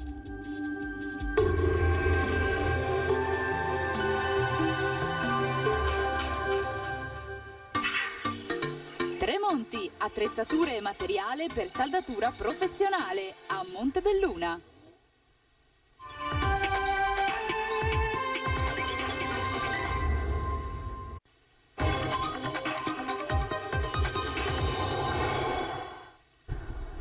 Straordinaria 3, ben ritrovati, siamo sempre in diretta, ma stavolta per approfondire i temi legati alla salute e al benessere. Oggi ci occupiamo di una questione che riguarda tantissime persone. Parliamo di reflusso gastroesofageo. Lo facciamo con il dottor Stefano Benvenuti, che è direttore dell'unità operativa complessa di gastroenterologia ed endoscopia digestiva dell'ospedale Cafoncello di Treviso. Buongiorno dottore. Buongiorno a tutti, grazie per l'invito. Buongiorno a te. Diciamo che questo è un tema che interessa veramente tantissime persone, poi come per tutte le cose ci sono vari livelli di gravità, diversi approcci, ma cominciamo proprio dalle basi. Che cos'è la malattia da reflusso gastroesofageo? Ha detto bene, è una malattia molto diffusa che è stato, diciamo, a un certo punto così attenzionata che un gruppo di esperti, di super specialisti qualche anno fa a Montreal in Canada ha sentito la necessità di dare una definizione un po' valida per tutta la comunità scientifica e anche per tutta questa numerosa platea di pazienti, e l'ha definito come una condizione patologica caratterizzata dalla presenza di sintomi, ma non solo sintomi, anche da manifestazioni di danno della mucosa, delle mucose del tratto digestivo, causato dal refluire di materiale gastrico nei tratti digestivi superiori, l'esofago, la faringe, ma anche nelle vie aeree. I disturbi più comuni sono un po' a tutti noti, sono specialmente il bruciore e il reflusso di acido in bocca, in faringe, che sono i due disturbi più frequenti, ma sono frequenti anche manifestazioni alle vie respiratorie, in particolare alla laringe e diciamo in maniera minore ai polmoni. Questo disturbo si manifesta quando i meccanismi difensivi che proteggono dal refluire verso l'alto del contenuto gastrico, quindi soprattutto dall'acido, ma non solo, anche dalle secrezioni biliari e pancreatiche e dal contenuto del cibo che viene assunto con gli alimenti, invece di procedere verso il basso, cioè verso l'intestino, per varie condizioni patologiche risale verso l'alto in maniera eccessiva, provocando dei sintomi. Dico in maniera eccessiva perché in realtà un certo reflusso gastroesofageo è frequentemente presente anche nei soggetti normali. Ci sono degli eventi di breve durata che durano da pochi secondi a qualche minuto, che vengono per lo più tamponati dalle secrezioni salivari che contengono sostanze naturali e antiacide come i bicarbonati, o dal movimento dell'attività dell'esofago che respinge verso il basso quanto refluito. Quando questo equilibrio viene rotto, si manifestano poi le condizioni che portano alla malattia da reflusso. La condizione più frequente è la perdita di tono muscolare di una specie di valvola che tecnicamente si chiama sfintere, che è posto al passaggio tra stomaco ed esofago, la cui perdita di tono consente un reflusso più prolungato e più numeroso nel corso della giornata. A quel punto iniziano i sintomi, perché i meccanismi difensivi non riescono più a essere sufficienti a contenere i disturbi. Questa è la definizione che oggi noi accettiamo nella comunità scientifica maggiormente come malattia da reflusso gastroesofageo. Prima, dottor Benvenuti, parlavamo di una malattia comunque molto diffusa. Ci può scattare una fotografia? Di quante persone stiamo parlando? E le chiedo anche, questo periodo di particolare stress dovuto alla pandemia ha acuito il problema? Allora, stiamo parlando di numerosissimi pazienti, soprattutto nelle società avanzate occidentali. Questa malattia è in rapida espansione. È in rapida espansione, diciamo che circa dai 10 al 15% della popolazione, dell'intera popolazione del nostro paese è affetta da questa malattia, quindi stiamo parlando di 6-7 milioni di abitanti. Questa malattia è ancora più evoluta, dove alcuni fenomeni come il sovrappeso e l'obesità sono particolarmente gravi e impattanti nella società, come negli Stati Uniti, dove circa una persona su 4 soffre di questa malattia. Quindi è una malattia assolutamente diffusa, forse la principale malattia dell'apparato digerente, e tra le cause che noi oggi troviamo come fattore determinante questa diffusione è soprattutto l'aumento dell'obesità della popolazione generale. Quindi l'aumento dell'obesità, che aumenta a passare dall'età giovanile adulta, è poi quella che segna un po' il passaggio anche numerico della popolazione, che accresce nel corso della vita la possibilità, la probabilità di andare incontro a questa malattia. E dottore, se parliamo di fasce d'età, colpisce di più i giovani, gli anziani, gli uomini, le donne? Allora, la malattia colpisce molto più le persone adulte e anche gli anziani, però può iniziare fin delle prime fasi di vita. Vi è più o meno calcolato che vi sia un aumento percentuale di 4% per anno del rischio di contrarre questa malattia. Si manifesta in maniera differente, molto sintomatica nelle età centrali della vita, cioè i pazienti sentono veramente molti sintomi.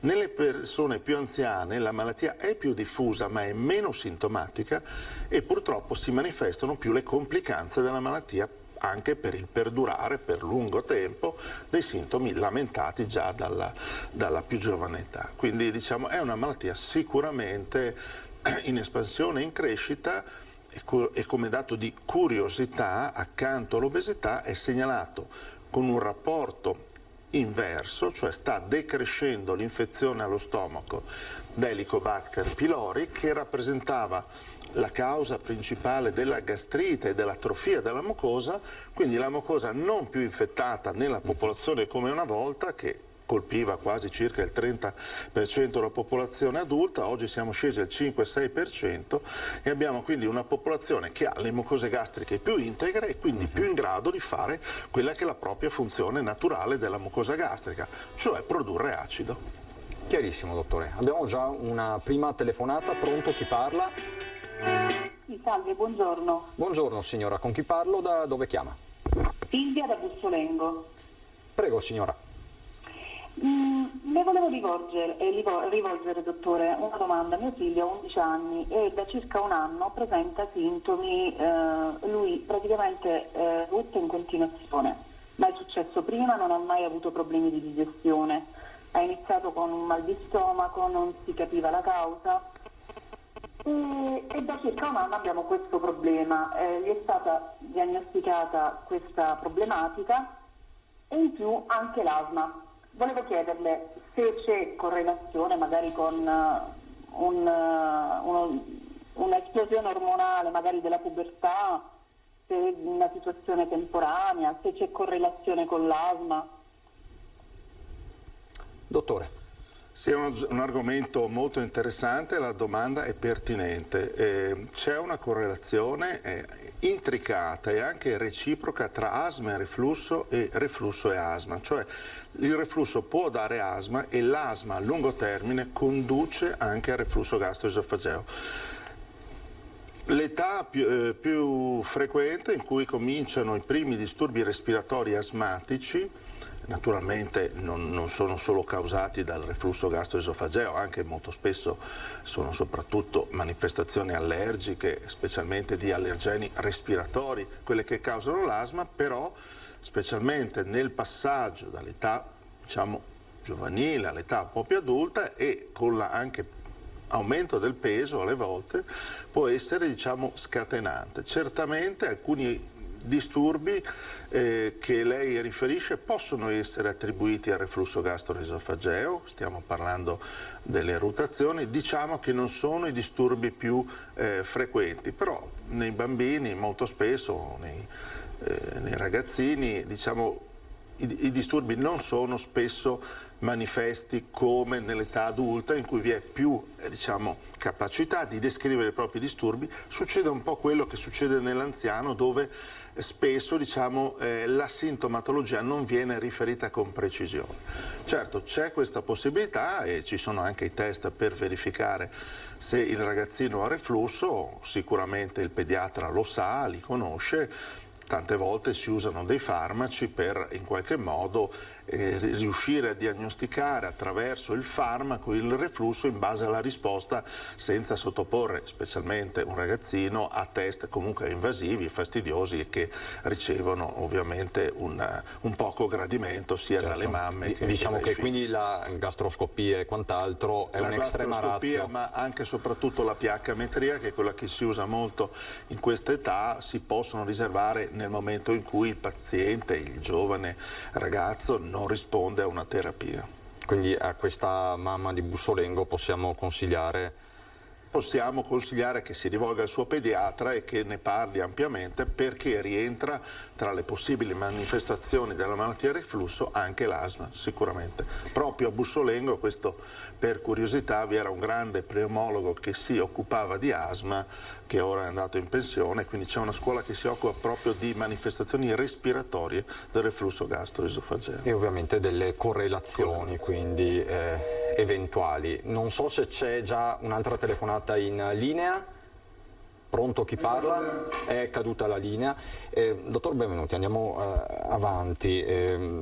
Abbiamo fotografato questo disturbo, ma entriamo nello specifico dei sintomi. Quando c'è da preoccuparsi e contattare il medico?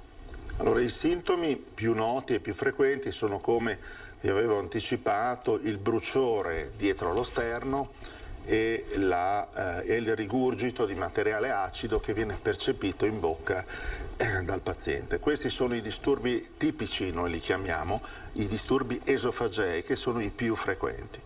Questi disturbi possono essere sporadici, nel senso 1 o 2 volte al mese, oppure avere ricorrenza settimanale.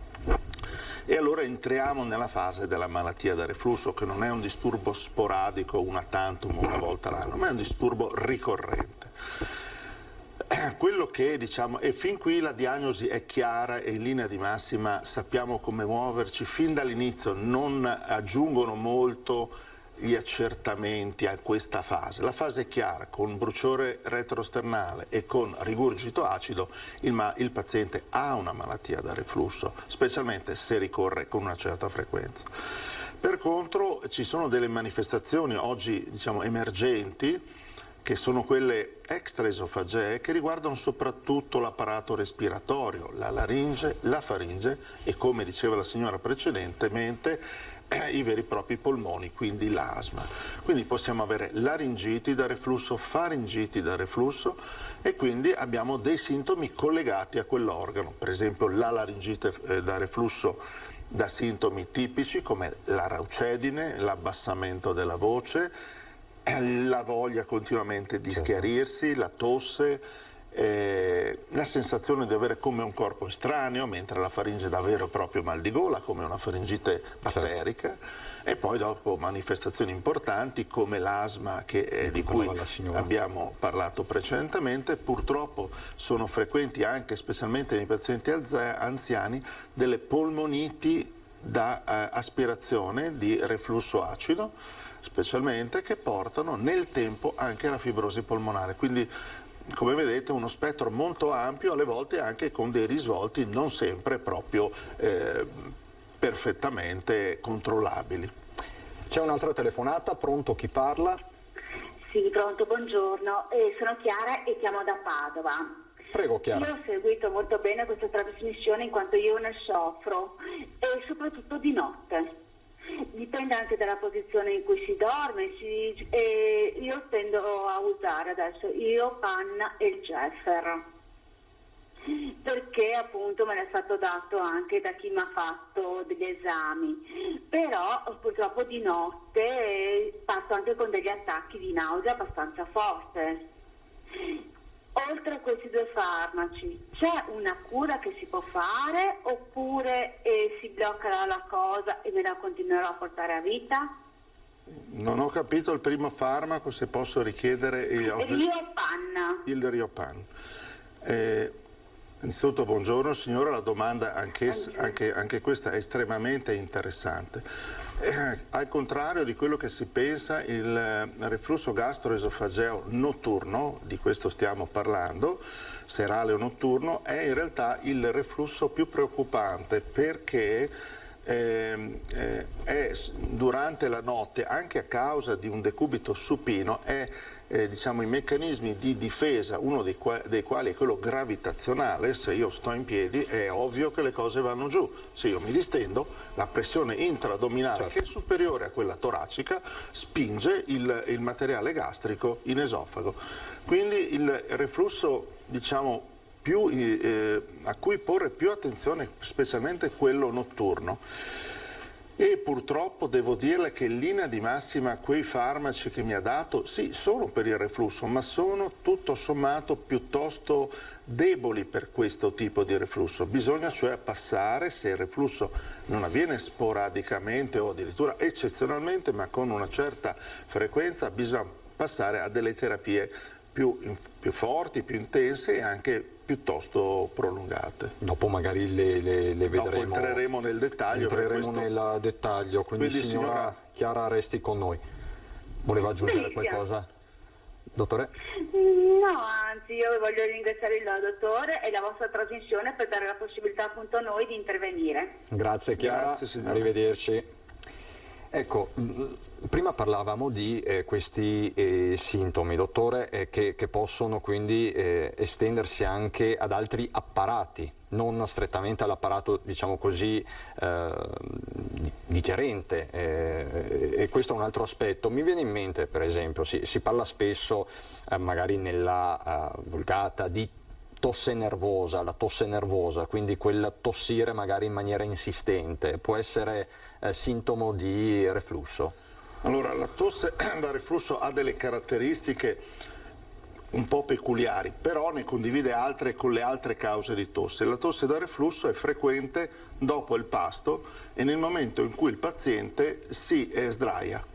Quindi c'è quella tosse che non c'è diciamo, quando si sta in piedi o a digiuno, ma che compare nella fase postprandiale e compare quando ci si stende, comincia diciamo, a dover attirare l'attenzione non solo dello specialista delle vie respiratorie, perché molto spesso questi pazienti, o frequentemente questi pazienti, non hanno i sintomi tipici da reflusso. Non hanno, per intenderci, il bruciore o il rigurgito che già indirizza lo specialista verso una malattia da reflusso, ma hanno purtroppo come sintomo unico la tosse. E questa tosse, che come si può dire un crocevia di vari apparati, sia la laringe che l'asma, perché l'asma spesso inizia come tosse prima che non come crisi respiratoria. In questo caso diciamo, sarà spesso lo specialista che viene a contatto, che non è il gastroenterologo spesso, ma è l'otorino o il pneumologo, che dopo aver visitato il paziente, aver raccolto l'anamnesi ed eventuali accertamenti, non scoprendo allergie, non scoprendo abitudini, il fumo e quant'altro, o particolari infiammazioni in quella zona, comincia a elaborare il pensiero che ci si trovi di fronte ad una malattia da reflusso. Tanto per dire, le laringiti, 3 sono le principali cause e oltre il fumo e le allergie la terza causa è il reflusso gastroesofageo. Quindi molto spesso l'otorino si trova a che fare con un paziente che dice che ha la voce giù e che ha tosse, ma che in realtà potrebbe avere il reflusso gastroesofageo ed è successivamente poi inviato allo specialista gastroenterologo dopo una visita tipo otorino-laringoiatri. Da qui immagino la necessità anche di collaborare fra esperti. E abbiamo un'altra telefonata, tra l'altro, perché il tema è di sicuro interesse. Pronto, chi parla? Loretta Bucciol. Buongiorno, sono contenta signora. di questa trasmissione perché avevo proprio il piacere di vedere il dottor Benvenuti. Allora, io tutto quello che lei ha detto lo soffro da anni. Volevo chiedere una cosa: il gastroprotettore a lunga andata mi può far male? Allora, se gastroprotettore intende il gastrosecretore, perché gastroprotettore erano anche quelle sostanze che aveva detto la signora di prima, ma se intende quei farmaci che finiscono in olo, omeprazolo, pantoprazolo, esomeprazolo, allora questa è una delle domande molto dibattute. Innanzitutto veramente le conclusioni non sono definitive. Attualmente la cosa che può succedere nelle terapie a lungo termine, stiamo parlando di pazienti che la prendono per anni, sono correlabili soprattutto a dei dismicrobismi intestinali che possono avvenire a seguito del protrarsi di una terapia che blocca l'acido e quindi blocca anche una barriera non solo per il reflusso ma anche protettiva, perché questo è uno degli scopi dell'acido, nei confronti delle infezioni che entrano dalle vie alte dell'apparato digerente, cioè con quello che noi mangiamo, beviamo, eccetera, eccetera. Questi germi possono in qualche modo entrare nell'apparato digerente senza trovare una prima barriera protettiva che è rappresentata dall'acido. Questa barriera protettiva viene in qualche modo disattivata e quindi c'è una maggior frequenza di infezioni gastrointestinali non gravi, dismicrobismo, per cui il paziente che prende per anni e anni può avere una di quelle che si chiama la sindrome da contaminazione del teno, cioè il piccolo intestino si contamina, cosa che normalmente non è, con dei germi particolari perché mancano i meccanismi di protezione. Ma al di là di questo tutto il resto non è assolutamente dimostrato e probabilmente non è nemmeno vero. Si era persino detto che era una delle cause dell'Alzheimer, insomma.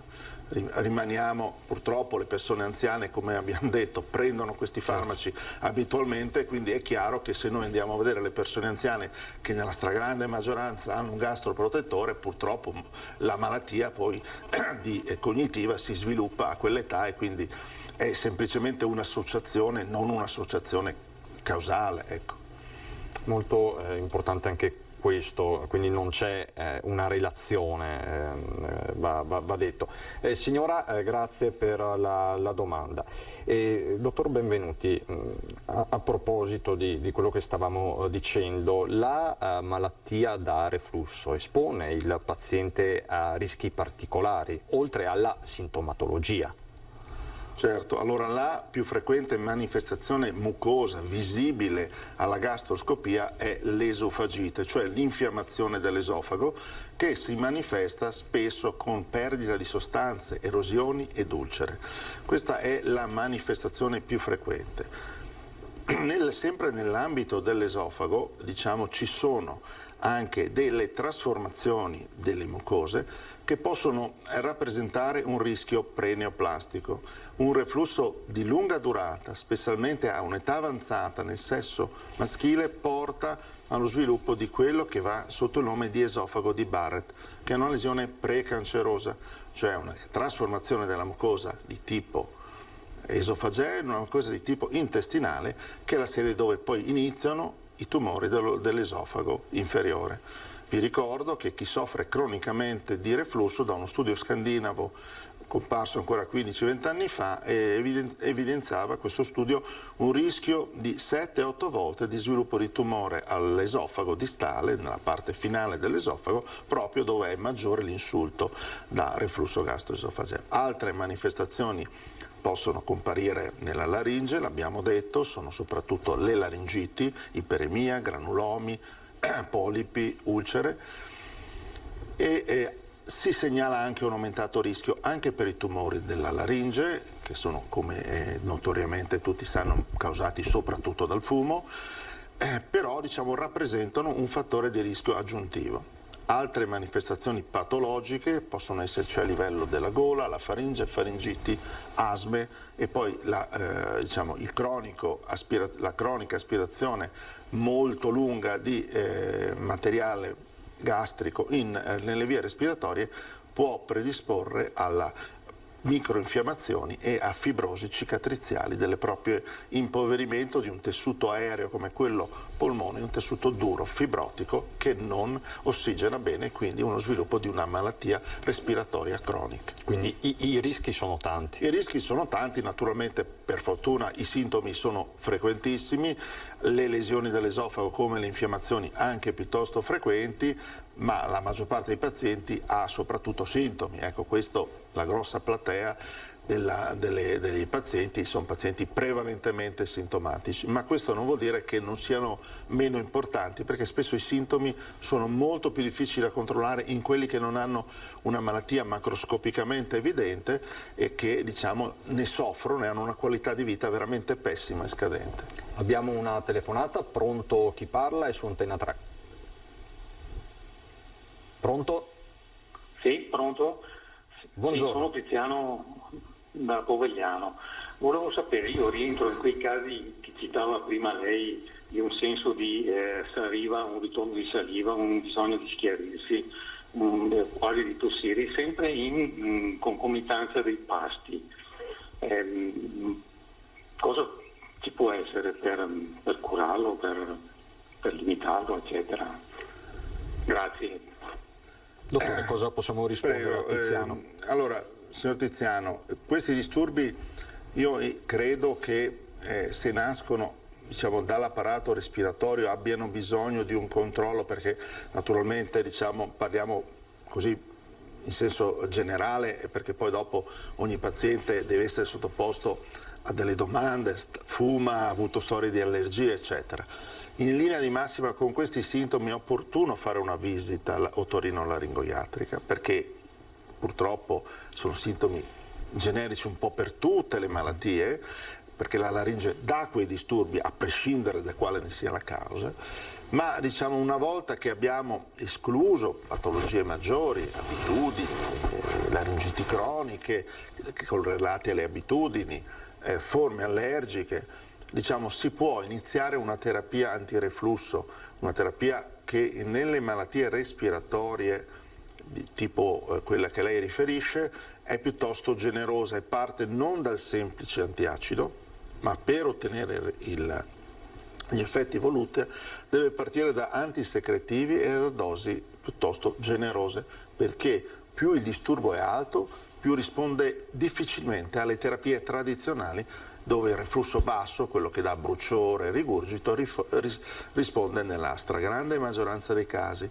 Purtroppo nei disturbi respiratori, proprio perché la patologia è in crocevia di tante altre patologie, devi avere proprio il paziente selezionato che abbia solo reflusso e quello risponderà, altrimenti se le cause sono multifattoriali, le abitudini, il fumo, delle laringiti croniche, per esempio agli insegnanti spesso vanno insieme, perché parlano molto, vanno incontro a disturbi tipo la voglia di schiarirsi, la voce abbassata eccetera. È chiaro che in un malato così, diciamo, potremmo trovare più cause che giustifica quei sintomi e quindi la terapia non ha quell'effetto, diciamo, catartico come avviene per quando la malattia proprio è causata solo dal reflusso gastroesofageo. Diciamo che diventa difficile distinguere le cause dagli effetti. Sì, sono, diciamo, le disturbi più equivoci. Tant'è che degli studi nella popolazione statunitense hanno visto che questi tipi di pazienti che hanno un reflusso di tipo extraesofageo hanno un consumo economico di spesa 5 volte superiore a quelli che hanno il semplice bruciore, perché continuano a girare per accertamenti, visite e quant'altro. C'è un'altra telefonata, pronto chi parla? Pronto? Sì, pronto? Pronto, è in linea su Antena 3. Sì, allora, buongiorno, io chiamo dalla provincia di Padova e allora anch'io come i casi precedenti soffro... Sì, pronto? Prego signora, dica. Ecco, anch'io come i pazienti precedenti soffro da anni di questi disturbi. Quello che proprio innanzitutto mi disturba di più è che durante la notte ho degli attacchi di tosse molto forti, quasi da soffocare, che durano anche 10 minuti. Lei fa qualche terapia particolare, signora? Guardi, per il momento no, perché ho provato delle cose ma erano molto blande, quindi le ho lasciate andare. Quindi diciamo è un disturbo abbastanza intenso. Sì, che si manifesta soltanto la notte però, ecco, ma è una tosse stizzosa proprio fortissima.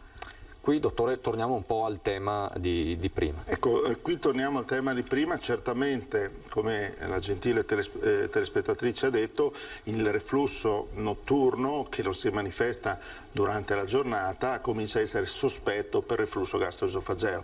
Naturalmente se questo è l'unico sintomo e non si accompagna a quelli che accompagnano il solito reflusso, il bruciore e il rigurgito, bisogna essere un po' cauti, ma estrapolando il discorso per quanto riguarda il reflusso notturno con tosse, ci sono alcuni provvedimenti che sono, poi dopo ne volevo comunque parlare, ma sono comunque da attuare. Uno, fare pasti libagioni poco abbondanti la sera e prendere un certo tempo tra il momento in cui ci si corica e il momento in cui si mangia, cioè se uno mangia e finisce di mangiare alle 8 meno un quarto è meglio che non vada a dormire prima delle 11, cioè lasci passare 3 ore in cui lo stomaco si svuota in gran parte, quindi non abbiamo tutto il materiale gastrico che poi facilmente, avendo una pressione superiore durante poi il decubito, questa si incrementa e si espone di più il paziente. Quindi allontanare il momento in cui si va a riposo,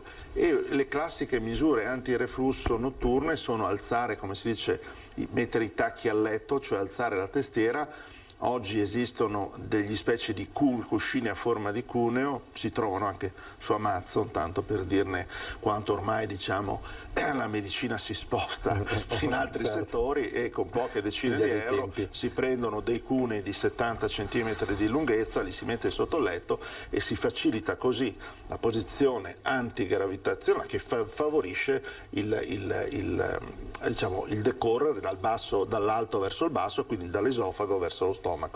Fatto salvo queste misure che vanno in linea di massima sempre prese, se uno ha un reflusso notturno che scatena queste crisi di tosse, va anche detto che questi pazienti è difficile non lasciargli una terapia efficace e non una gestione così estemporanea al bisogno della criticità. Quindi in sostanza quegli omeprazoli, esomeprazoli e pantoprazoli e quant'altro di quella categoria, cioè degli antisecretivi piuttosto potenti, è bene che il paziente li prenda con una certa regolarità. Assolutamente. C'è un'altra telefonata, pronto, chi parla? Pronto? Pronto, sono io. Sì, prego, con chi parlo?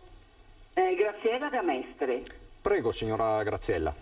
Io, dottore, vorrei chiederle una cosa molto importante, a parte i disturbi che me li riconosco, però ho notato che curando l'alimentazione, soprattutto eliminando i farinacei, io ho molto meno disturbi.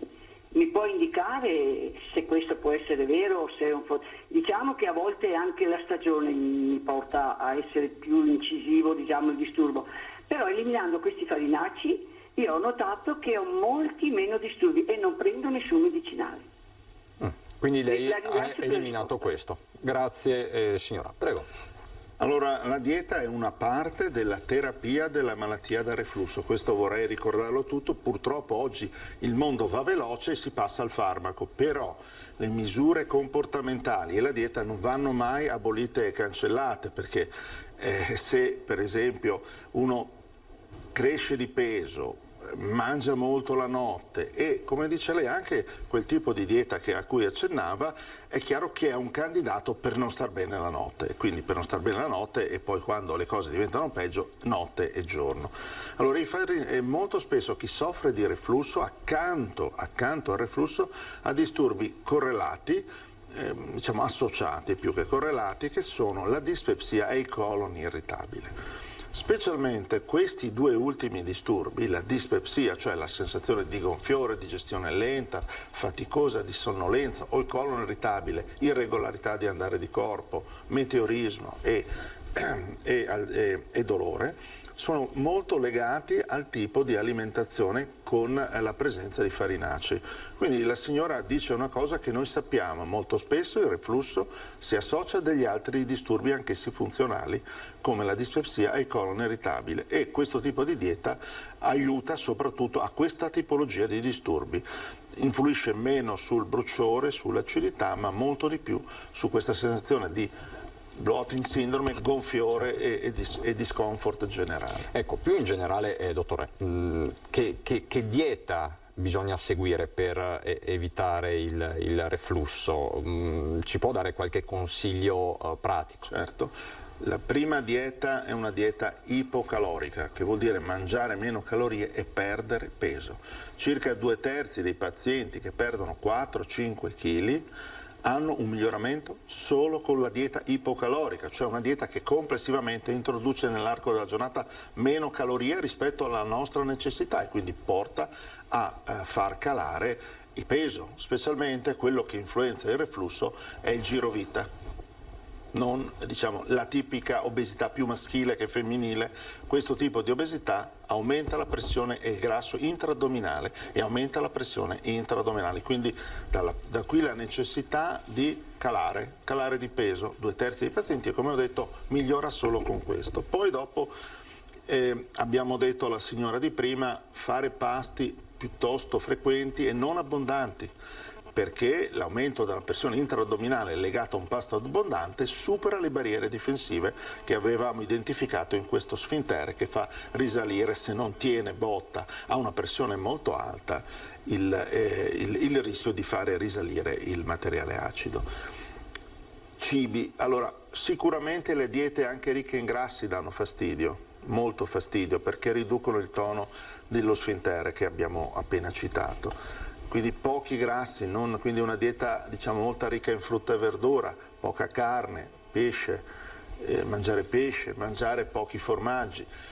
Ma alcuni cibi poi sono notoriamente, se uno soffre da reflusso si prova a mangiare una cioccolata alle 6, alle 7, 8 di sera, da lì a poco starà male e probabilmente la notte non la passa certo bene. Quindi la cioccolata, alcuni eccitanti come la caffeina, presente in alcune bevande come anche la Coca-Cola, le bevande gasate, e poi sicuramente fattori che di per sé riducono molto il reflusso e migliorano i sintomi isolatamente sono abolire il fumo e un contenuto moderato degli alcolici. Chiarissimo, dottore. C'è un'altra telefonata, poi andiamo in pubblicità. Pronto? Chi parla? Sì, dottore, lei ha detto delle cose meravigliose che infatti immaginavo. Volevo solo sapere, i gastroprotettivi, perché mi hanno interrotto la linea prima, i gastroprotettivi presi a periodi è meglio che prenderli sempre, vero? Secondo lei? Allora signora, anche questa è una delle domande cruciali e la ringrazio per averla fatta. Allora, se parliamo di malattia solo sintomatica, noi dobbiamo controllare i sintomi. Quindi se io sto male 3 mesi in un anno, non ha nessun senso che io prenda questo farmaco per diciamo tutto l'anno. Se ho male o disturbi legati ai reflussi tutti i giorni, sono costretto a prenderli. Quindi la prima cosa è che bisogna capire che la malattia ha delle sfaccettature diverse. A uno che ha 5-6 episodi di reflusso al giorno non posso dargli una terapia per 3 mesi, ma devo probabilmente proseguirla perché i meccanismi fisiopatologici sono ormai molto compromessi e qui senza una terapia di mantenimento non farò vivere a questo paziente una buona vita.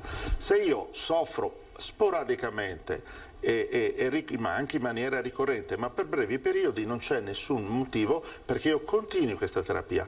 Non c'è neanche nessun motivo perché non la prenda però per quando sto male. Se io, che ne so, di primavera, quando arriva la bella stagione, comincio a mangiare un po' di più e sto male, questo periodo è assolutamente da coprire. C'è una terapia, giusto per rispondere alla sua domanda anche in maniera scientifica, che si chiama terapia on demand. Cosa vuol dire? Che se la malattia è soprattutto legata a sintomi, non a quelle condizioni patologiche che abbiamo visto prima che necessitano dei periodi lunghi di terapia, ci sia una specie di autogestione da parte del paziente che la prende in qualche modo al bisogno e sa quando sta male, quando potrà andare a mangiare la pizza e la sera stare male e si premunisce di prendere la terapia. Un'auto, diciamo così, diagnosi. No, è una terapia condivisa col proprio medico che ritiene che non ha una necessità per la tipologia di disturbi di una terapia continuativa, certo, annuale o anche pluriannuale, ma basta una terapia al bisogno nei certo momenti critici della propria... E tutto va concordato ovviamente certo, con il medico. Abbiamo qualche istante di pubblicità e poi ritorniamo a parlare... Molto esplicito, la ringrazio e vi ringrazio tutti e due. Grazie signora, arrivederci. Molto esplicito, grazie, sono stata contenta.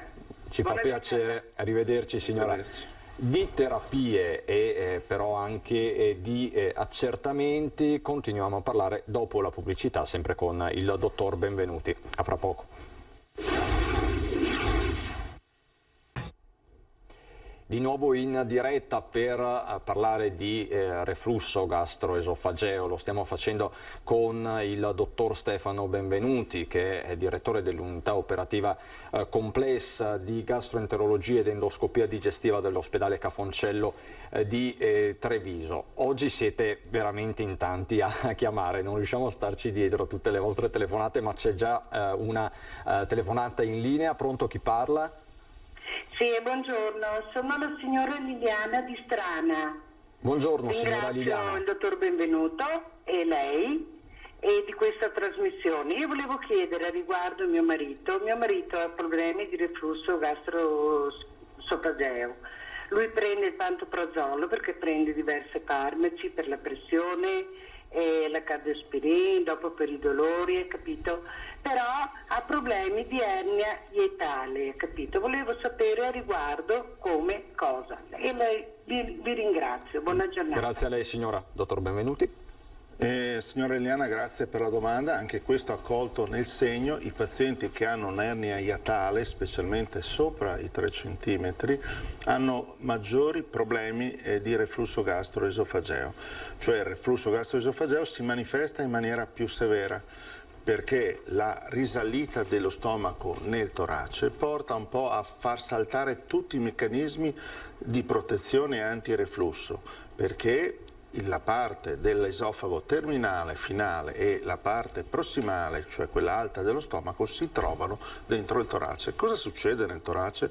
Il torace, per far espandere il polmone, ha una pressione negativa e quindi funziona come un mantice, aspira il materiale gastrico che si trova in stomaco e quindi nella restante porzione dell'addome. Nell'addome c'è sempre una pressione positiva, quindi se la parte alta si trova nel torace, la parte bassa ha una pressione positiva e si trova nell'addome, e per una legge fisica le secrezioni gastriche risalgono verso la zona a minor pressione. Quindi l'ernia iatale purtroppo porta a queste conclusioni. Ricordo che l'ernia iatale è dovuta a un meccanismo per cui attraverso l'anello diaframmatico, dove l'esofago si continua nella parte finale e nello stomaco dell'addome, attraverso quell'anello, specialmente in condizioni tipo il sovrappeso che si allarga, lascia risalire una parte dello stomaco dentro il torace. Poco o tanto, ma comunque quella parte lì è influenzata dalla pressione negativa del torace e quindi aspira le componenti gastriche e quindi rende particolarmente fastidioso, difficile da trattare quel tipo di reflusso. Tant'è che queste sono le condizioni in cui qualche volta si decide, perché il paziente risponde poco alla terapia medica, di ricorrere a una correzione chirurgica, cioè fare una plastica, chiudere, stringere questo anellino che si è in qualche modo dilatato e fare una plastica con lo stomaco per impedire che risalga. Grazie dottore, anche questo molto interessante perché parliamo di un disturbo frequente. Ecco. Siamo all'ultima domanda, chiudiamo proprio con le terapie da adottare quando si ha questo disturbo da reflusso. Già prima ne abbiamo parlato, ma mettiamole in fila. Quali sono, dottore? Allora, diciamo che tutte le terapie principali si correlano al controllo dell'acido prodotto dallo stomaco. O sono degli antiacidi tamponanti. Una volta si usava il bicarbonato, non si può più fare perché il bicarbonato viene riassorbito e dà delle patologie renali molto gravi e calcoli, tra le altre cose. Ci sono degli antiacidi diversi, solfato di magnesio eccetera, sono prodotti che tutti conosciamo, si chiamano Malox, si chiamano qualcosa, però certo la scienza ha fatto dei passi in avanti, si è andata a controllare non più tamponando l'acido ma inibendo la produzione di acido da parte dello stomaco. Lo stomaco può produrre poco o tanto acido e ne può produrre addirittura pochissimo o quasi niente con certi farmaci. Quindi bloccare l'acido e la secrezione di acido è diventato l'obiettivo delle terapie. Le due terapie che si sono affrontati, una più storica, gli H2 antagonisti per chi a una certa età si chiamavano ranitidina, famotidina, erano degli antisecretivi buoni ma non forti ed eccellenti e quindi controllavano i sintomi e la malattia in un modo piuttosto limitato. Attualmente ci sono gli inibitori della pompa protonica, quei farmaci che vanno sotto la sigla di OLO, omeprazolo, pantoprazolo, lansoprazolo, esomeprazolo, rabeprazolo. Questi sono i farmaci che troviamo in farmacia, che a varie dosi più o meno si equivalgono, che bloccano quasi completamente la secrezione, quindi rappresentano una terapia ottimale per non avere più secrezione acida e non più reflusso con componente acida importante. Quindi queste sono le terapie più importanti. Va detto che poi una piccola parte dei pazienti che hanno reflusso non correlato all'acido, ma ad altre componenti che sono i sali biliari e gli enzimi pancreatici. Questi sono veramente i problemi in cui i pazienti in cui la sfida è ancora aperta, perché farmaci per questo tipo di reflusso ce n'è poco o niente. Sono queste le situazioni in cui si cerca di facilitare lo svuotamento gastrico in maniera che lo stomaco sia sempre bello libero e non consenta così, con quei meccanismi di accumulo di secrezioni e cibo, di favorire il reflusso. Questo grosso modo è oggi quello che noi abbiamo. Poi c'è sempre, ne avevamo parlato in un altro caso, per i casi che non rispondono, che sono particolarmente seri, la possibilità di ricorrere a riconfezionare una plastica che in qualche modo va a risolvere chirurgicamente un problema di reflusso. Questo come estrema ratio. Come estrema ratio, certo. Dottore, grazie davvero, grazie infinite. Spero di averla mia ospite il più presto possibile, perché il tema è di interesse. Abbiamo ricevuto decine di telefonate e non tutte siamo riuscite ovviamente a metterle in onda. Grazie quindi al dottor Stefano Benvenuti, direttore dell'unità operativa complessa di gastroenterologia ed endoscopia al Cafoncello di Treviso. Siamo alle battute conclusive. Vi ricordo che ritorniamo in diretta alle 18:30 con i nostri telegiornale regionale alle 18:30, 19 Venezia, 19:30 Treviso Belluno. Poi questa sera c'è con il vice direttore Ferdinando Avarino, Mario Conte, sindaco di Treviso, sarà in studio, Jonathan Montanariello del Partito Democratico, Marco Bonet, giornalista, collega del Corriere del Veneto, Giuseppe Montuori, coordinatore provinciale di Fratelli d'Italia. Ci saranno diversi collegamenti dal centro di Treviso, perché questa sera riaprono i ristoranti, con Anna Maria Parisi e il nostro Simone Merlo. La notizia del giorno è stata comunicata a Marghera dal governatore Zaia. Dal 3 di giugno si aprono le prenotazioni per i vaccini a tutti dai 12 anni in su, e questo in sintonia con le indicazioni di ieri da parte dell'AIFA, l'Agenzia Italiana del Farmaco, e dell'EMA, l'Agenzia Europea. Quindi questa sera tutti i dettagli nelle nostre edizioni. Saluto e ringrazio dalla regia, dove c'erano in plancia di comando Alessandro Granziera e Renato Capoia. Grazie per l'attenzione a tutti voi, ci ritroviamo alle 18:30. Buon proseguimento di giornata.